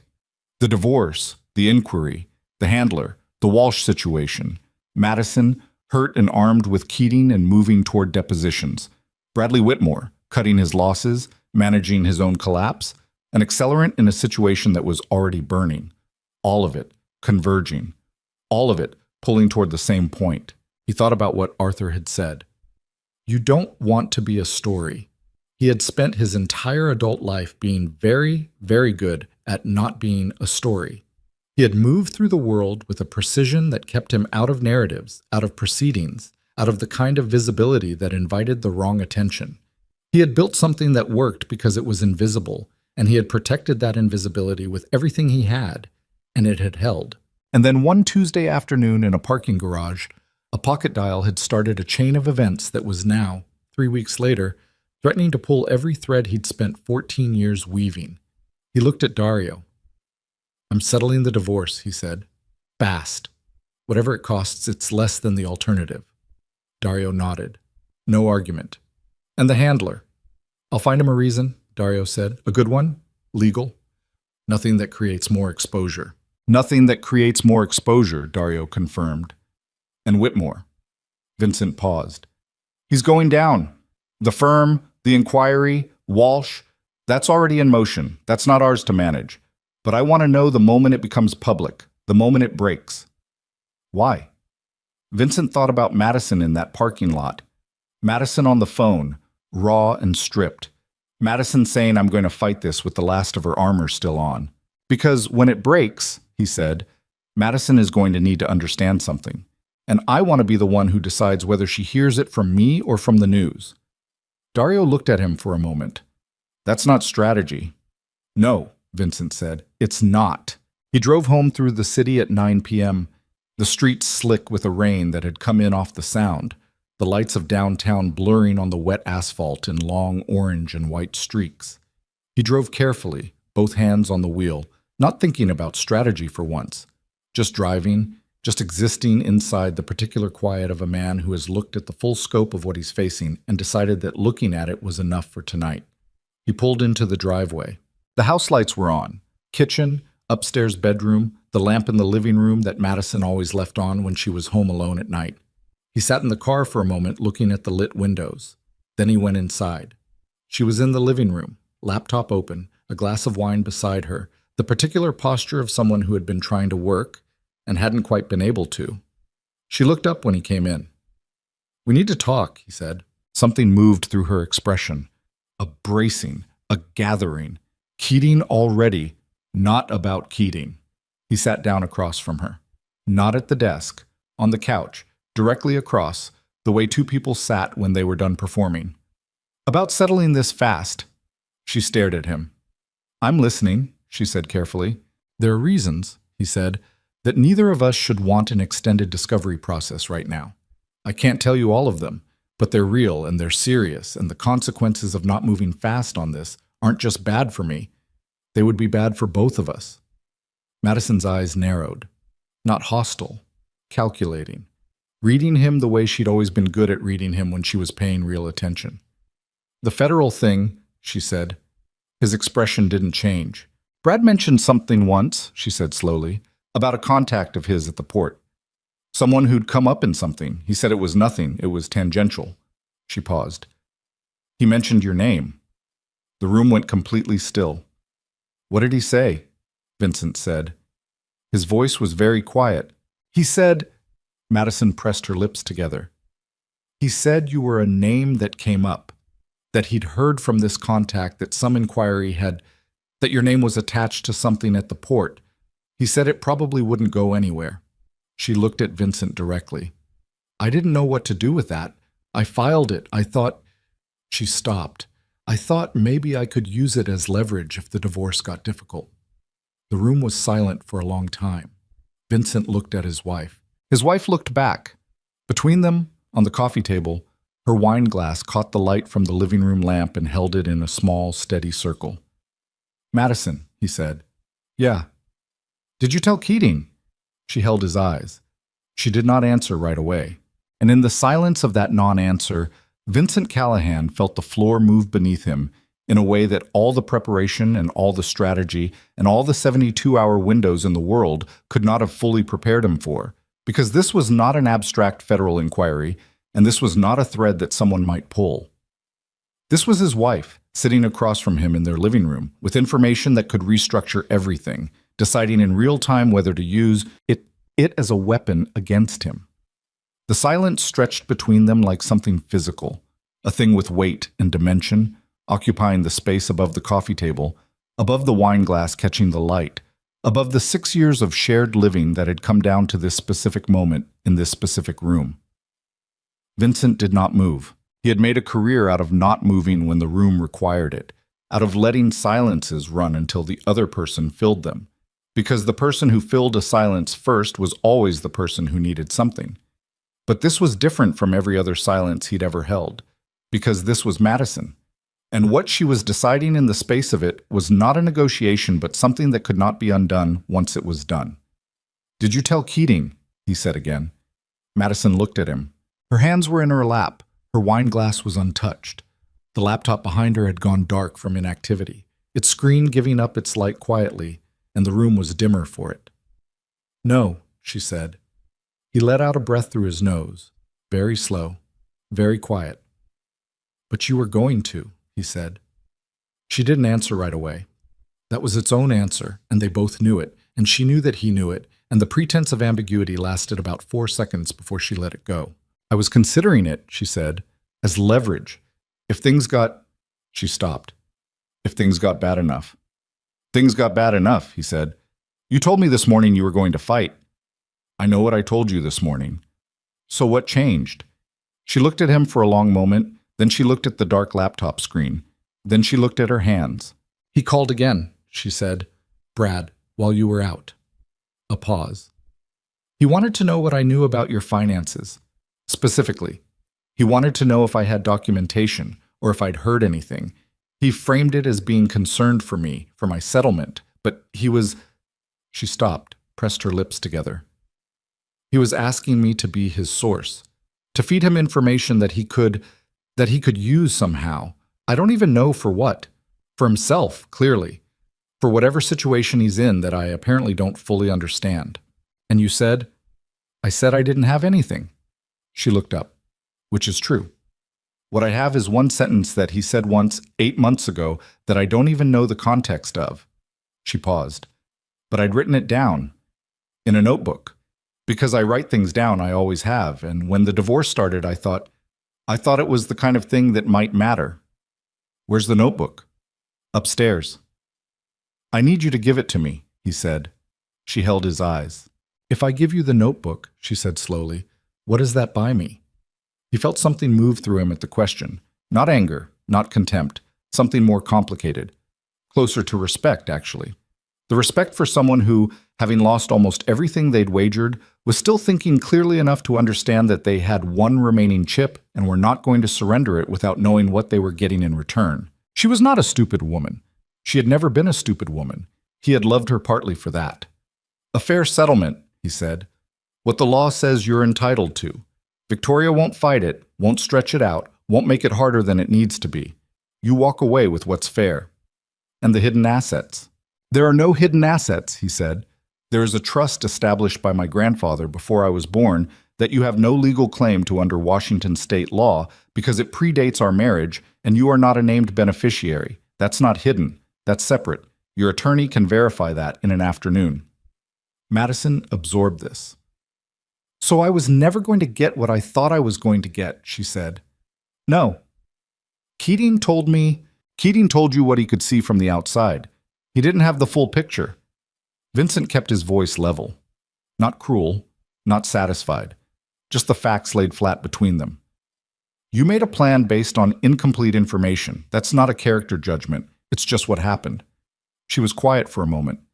A fair settlement, she said. Defined by who? By Washington state law. Victoria knows what that means. Your attorney knows what that means. We get an independent financial evaluation. We follow the law. We're done in 30 days. 30 days? Yes. She sat with this. He watched the calculation happening. Not the frantic, destabilized calculation of the past 24 hours, but something more careful. The calculation of a person who had removed the fantasy from the equation and was working only with what was real. And Brad's situation, she said, whatever's happening to him, the firm, the inquiry, that doesn't touch me. Why would it touch you? Because I was with him. Because people know. She looked at him. Because if his name becomes a story, mine will be attached to it. Not if we're already settled. Not if the divorce is done and there's no proceeding, no open case, nothing that connects your name to his professionally or legally. He paused. A closed case is a closed case. Nobody looks twice at a closed case. She sat with this for a long time. The house settled around them. The particular sounds of an old structure at night, the creak and sigh of wood and plaster, the distant sound of water somewhere, the refrigerator cycling in the kitchen, the ordinary life of a building that didn't know or care what was happening inside it. Madison got up. She went upstairs without a word. He sat where he was. She was gone for 4 minutes. He heard her overhead, the bedroom, the specific creak of the closet door, a drawer. Then footsteps back across the ceiling, down the stairs. She came into the living room and set a small notebook on the coffee table between them. Spiral-bound, dark green cover, the kind you could buy anywhere. She sat back down. The Brad entry is dated October 14th, she said. 3rd page. He picked up the notebook, found the page, read the entry. It was exactly what she'd described. One sentence, handwritten, the kind of notation a careful person made when something registered as potentially significant without yet knowing why. Whitmore mentioned V's name in context of port inquiry. Contact of his. Said probably nothing. He closed the notebook. "That's it," she said. "Yes." Is it bad?" What he knew. "He didn't know anything," Vincent said. "He heard a name in a context. That's all this is." He looked at her. "It's only dangerous if it's in a deposition." She nodded. He put the notebook in his jacket pocket. "I'll call Victoria tonight," he said. "She'll call Keating in the morning. We move toward a settlement evaluation this week." "Okay," Madison said. They sat for a moment in the quiet. Not comfortable, not warm, but not hostile either. Something past hostility. The exhausted, stripped-down quiet of two people who had been at war for 3 weeks and had just, without ceremony, decided to stop. "I'm sorry," Madison said. He looked at her. She was not looking at him. She was looking at the dark laptop screen, at some middle distance that held whatever she was trying to hold. Not for wanting out, she said. "I was unhappy. That part was real. I'm not apologizing for that. I know. For how I did it." She pressed her lips together. For how I talked about you, in that phone call, the things I said." He was quiet. "I heard all of it," he said. "Not as a wound, just as a fact." "I know you did." She closed her eyes briefly. "I know." He thought about what he wanted to say in this moment and discovered with some surprise that there was not very much. The things he could have said, the recriminations, the accounting of grievances, the specific catalog of what her words had cost him, sat somewhere in him without urgency. Not forgiven, not forgotten, but not in need of being said. "Go to sleep," he said. "It's been a long day." She looked at him then, directly for the first time tonight, without the armor of calculation or the defense of anger. Just looked at him, the way she'd looked at him a long time ago when they were new and she hadn't yet decided to be strategic about everything. "Yeah," she said. "It has." She picked up her wine glass, finished what was left, and went upstairs. He sat alone in the living room for a long time. He sat until the house was fully quiet and the street outside had gone to the particular hush of Seattle past midnight. The rain, the distant water, the low ambient breath of a city that was never entirely still. He sat and he let himself feel the full specific weight of the night, not managing it, not processing it toward any useful conclusion, just feeling it. It was the weight of something ending, not just the marriage. The marriage had ended in a parking garage 3 weeks ago, even if the paperwork hadn't known it yet. Something larger. The version of himself that had believed in the particular arrangement he'd built, the empire on one side, the private life on the other, the careful partition between them, that version was done. Whatever came next would not have the same architecture. He didn't know yet what the new architecture looked like. He was okay with not knowing. He turned off the living room lamp and went upstairs and slept in the guest room for the first time since this started, because some things were already over and it was better to be honest about that than to perform an intimacy that no longer existed. He slept without difficulty. He had always been good at that. The next 31 days were the hardest sustained work he had done in years, and none of it involved anything that would have looked from the outside like difficulty. Victoria and Keating moved fast. Victoria because Vincent had told her to, Keating because Madison had told him to, and both of them because two experienced attorneys who wanted to avoid a prolonged proceeding could, when properly motivated, move with impressive efficiency through the machinery of dissolution. The financial evaluation was conducted by an independent firm in Bellevue. The numbers came back clean, fair, and considerably less than Madison had been anticipating when she'd been anticipating 40% of an empire. What she received was her legal share of a marriage, substantial by ordinary measures and honest, which was what Vincent had promised. She received the house. He had not fought this. The house on Lake Washington had been her choice, had been built around her preferences, had been the home she'd made rather than the one he'd simply occupied. He'd found a furnished apartment in Belltown for the interim and had stood in the middle of it on the first night and felt, unexpectedly, not loss, but something closer to relief. The apartment had no renovation dust, no grout samples in the corner, no history embedded in the walls. It was just space. He found he could breathe differently in it. Arthur Reese spent 3 weeks working the federal inquiry from the other direction. Not defensively, not in the crouched posture of someone with something to hide, but aggressively and openly, establishing through documentation and direct engagement with the relevant federal office that the Port Inquiry's tangential connection to Vincent's organization was exactly that, tangential. The Harmon handler was located, interviewed, and found, as Arthur had assessed him, to be a man without particular loyalty to any narrative, which meant he could be offered a more convenient one, legally, through a deposition in the Oregon civil matter that established his relevant testimony and foreclosed the line of inquiry the federal investigators might have used. It was careful, expensive, and entirely legal. It worked. The Port Inquiry moved on to other names. Vincent's remained in a file somewhere, attached to a footnote that would probably never be read by anyone who mattered. This was the best outcome available, and he accepted it without celebration because celebration was for people who needed the validation of relief, and he needed neither. Bradley Whitmore's professional collapse, when it came, was both faster and more complete than even Dario had projected. It happened in the 4th week, on a Thursday, announced through a terse press statement from Whitmore, Keene, and Associates that described his departure as a mutual decision taken in the best interests of the firm's clients. It was the kind of statement that said everything by saying nothing, and anyone with working pattern recognition understood immediately what it meant. Serena Walsh had, in fact, broken the NDA, or more precisely, had engaged a new attorney who had identified a procedural flaw in the original settlement agreement that rendered the confidentiality clause unenforceable. The flaw had been real.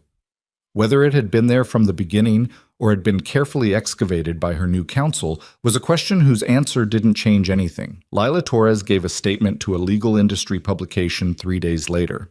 The statement was 2 paragraphs long and described, in the flat, specific language of someone who had been waiting 4 years to use precise words, what Bradley Whitmore had done and how he had done it. Rebecca Whitmore filed for divorce the same week.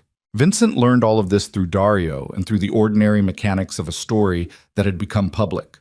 The articles, the statements, the rapid social migration of a narrative from rumor to record. He read what was relevant and set the rest aside. Bradley Whitmore's fall was not his to manage or his to mourn. It was simply a thing that happened, the natural conclusion of a set of choices made by a person who had been very good for a very long time at not facing their consequences. Madison called him on a Friday evening, 12 days after the divorce was finalized. He was in the Belltown apartment eating leftover Vietnamese takeout at the kitchen counter, which was the kind of domestic detail that would have seemed incongruous to most people who knew him, and which he found, honestly, one of the more satisfying aspects of living alone. He answered because they had conducted their post-proceedings communication with a functional civility that he saw no reason to abandon now. "I saw the thing about Brad," she said. "Yeah. And the Torres woman, and—" a pause. "All of it." "Yeah. You knew it was coming." "I knew some of it," he said. "The rest, Rebecca knew more than I did. She'd been carrying it longer." A silence. "I keep thinking about what I almost did," Madison said, "with the notebook, with Keating." Another pause. "I was actually going to— But you didn't." "I almost did." "Almost is not did," he said. "A lot of people almost do a lot of things. What you do with the almost is the thing that matters." She was quiet for a moment. "That's surprisingly philosophical for you," she said. "Don't push it." A short sound that was almost a laugh, and wasn't quite, because they were past the place where almost laughter was straightforward, but it was there, and he noted it. "Are you okay?" she said. He considered the question with the honesty it deserved. "I'm getting there," he said. "Me too." A pause. "I think?" He put down his chopsticks. "Madison." "Yeah." "For what it's worth," he said. "I don't think what you wanted was wrong. Being unhappy and wanting something different. That's not wrong. The way you went about it—" He paused. "That's a different conversation. But wanting to live your actual life, that's not a character flaw." The silence that followed was a different kind than the ones before it. Not strategic, not loaded. Just a person sitting with something that had been said directly to them and deciding what to do with it. "Thank you," she said finally, and her voice had the texture of someone who meant it without condition or complication. "Take care of yourself," he said. "You too." He hung up. He sat at the kitchen counter in the Belltown apartment and finished his dinner and listened to the rain that had started while they were talking. The particular Seattle rain that came in off the Sound on late December evenings, steady and soft and without drama. It was the 19th of December, 6 days before Christmas. The city outside his window was lit up in the way cities got at this time of year. The particular warmth of light against dark buildings, the string lights in the restaurant across the street, the slow movement of traffic on the wet asphalt below. He'd spent 17 Christmases in this city in various versions of his life, and he had never once found the holiday uncomplicated, but he had always found the city's relationship with December light to be genuinely beautiful. And standing at his window now, he found that he still did. He called Dario. "How's the Portland situation?" he said. "Clean. The Harmon arrangement is stable. New handler on the dock, properly vetted this time. Everything running correctly. The Tacoma exposure. Closed. Arthur's deposition filed, inquiry moved on." A pause. "We're clean, Vincent. Actually clean." "Good. How are you?" He looked at the city. "I've been worse," he said significantly. Dario made a sound that was the equivalent from him of a long considered response. "For what it's worth. You handled this better than—" He stopped. "Better than most would have. I had good people around me." "You did." A pause. "You do." He said goodnight and hung up and stood at the window for a while longer. He thought about the parking garage. Not with pain. The pain was still there, would probably always have a small presence in some corner of him the way all real damage did. Not loud, just resident, but with the particular clarity that came from distance. He thought about standing next to his car in that underground space with the phone pressed to his ear, listening to a life he'd built being discussed by people who had decided it was theirs to dismantle. And he thought about what he'd felt in that moment. He remembered the stillness. The very particular stillness of a person who has just learned something that changes everything and is deciding in real time who they are going to be about it. He had been that stillness. He had chosen it again and again over the past month, in kitchens and offices, in Dario's apartment and hotel lobbies and attorneys' offices, in all the rooms where the shape of the rest of his life was being negotiated. He had chosen stillness over reaction, precision over anger, the long view over the immediate satisfaction of making someone understand the specific dimensions of what they had done to him. He did not think this made him noble. He thought it made him himself. He thought about Victoria's observation, "You'll deal with the wound later. That's what they all say," and recognized that later had arrived in the way that later always did, without announcement, on an ordinary December evening over leftover takeout. The wound was there. He let himself look at it. 6 years. The decision to trust someone completely. The deliberate, willed vulnerability of giving the private part of himself over to another person and believing, choosing to believe, that the belief was warranted. He had not been naive. He had understood what people were capable of, had understood it better than most, and he had chosen anyway. That choosing was not a failure.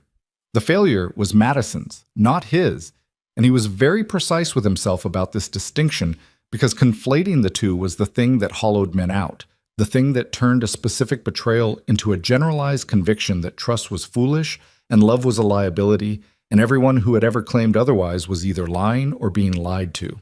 He was not going to carry that. He had watched men carry that. He had seen what it did to them over time, the slow calcification, the progressive narrowing, until all that remained was the empire and the loneliness and the particular bitterness of someone who had decided that wanting things made you weak. He had watched his Uncle Dominic in the garden in Bellevue, tending his roses with the careful attention of a man who had run out of people to trust, and he had understood even then, too young to have the words for it, that the garden was not peace but consolation. The thing you turned to when you'd stopped believing in something larger. He was not going to be that. He was going to be something else. He didn't know exactly what yet. The new architecture of his life was still taking shape, still finding its load-bearing walls, still determining what it could carry and what it needed to let go. But the shape was there, emerging from the mess of the last month the way shapes always emerged from mess, slowly, through the process of subtraction, through the removal of what didn't belong until what remained was true. He turned from the window. He washed his takeout container, dried his hands, made a cup of coffee he didn't particularly need, and stood at the kitchen counter drinking it in the quiet apartment with the rain against the window. He thought about spring, not metaphorically, literally. The specific spring that came to Seattle in March and April, the way the city changed when the long gray lifted, the way the water looked on a clear morning when the mountains were visible to the east and the west simultaneously, the entire bowl of the geography revealing itself after months of cloud. He had always found that moment, the first morning after the gray broke, standing somewhere with a long view, to be the closest thing to restoration he knew how to access. He was going to stand somewhere with a long view in the spring. He was going to build something that lasted. Not from the rubble of what Madison had done, not from the ash of a marriage, not from anger or the need to prove something to anyone, from himself. From what he actually was, stripped of the story he'd been telling about his private life, stripped of the partition between the empire and the heart that had turned out to be more permeable than he'd constructed it to be. He was 34 years old. He had survived worse than this, and would likely survive worse than this again. And the survival was not the point. The point was what you built in the surviving. His phone buzzed on the counter. A text from Arthur Reese. Brief, professional, the man's characteristic economy. All clear. Final confirmation on inquiry status. You're not a story. Vincent looked at the message. He put the phone down. Outside, Seattle glittered in the rain, indifferent and beautiful, the lights of the waterfront throwing long reflections across the black surface of the Sound. A ferry was making the crossing to Bainbridge Island. He could see its lights from the window, steady and slow, moving through the dark water toward whatever was on the other side. He watched it until it was gone. Then he rinsed his coffee cup. He turned off the kitchen light. He went to bed. In the morning, he would call Victoria and close the last open item on the divorce file. In the morning, he would call Marcus about the Bend property and a new opportunity in Portland that had come through legitimate channels and was worth examining carefully. In the morning, the city would still be here, and the water, and the mountains on a clear day. In the morning was enough. He closed his eyes. He slept. And outside, in the city that had been the whole backdrop of his adult life, the city he'd built something in, and lost something in, and survived something in, the rain continued its quiet, steady work, washing the streets clean, the way it always did, without judgment and without ceremony, simply doing what December rain in Seattle had always done, making room for whatever came next. Fade out.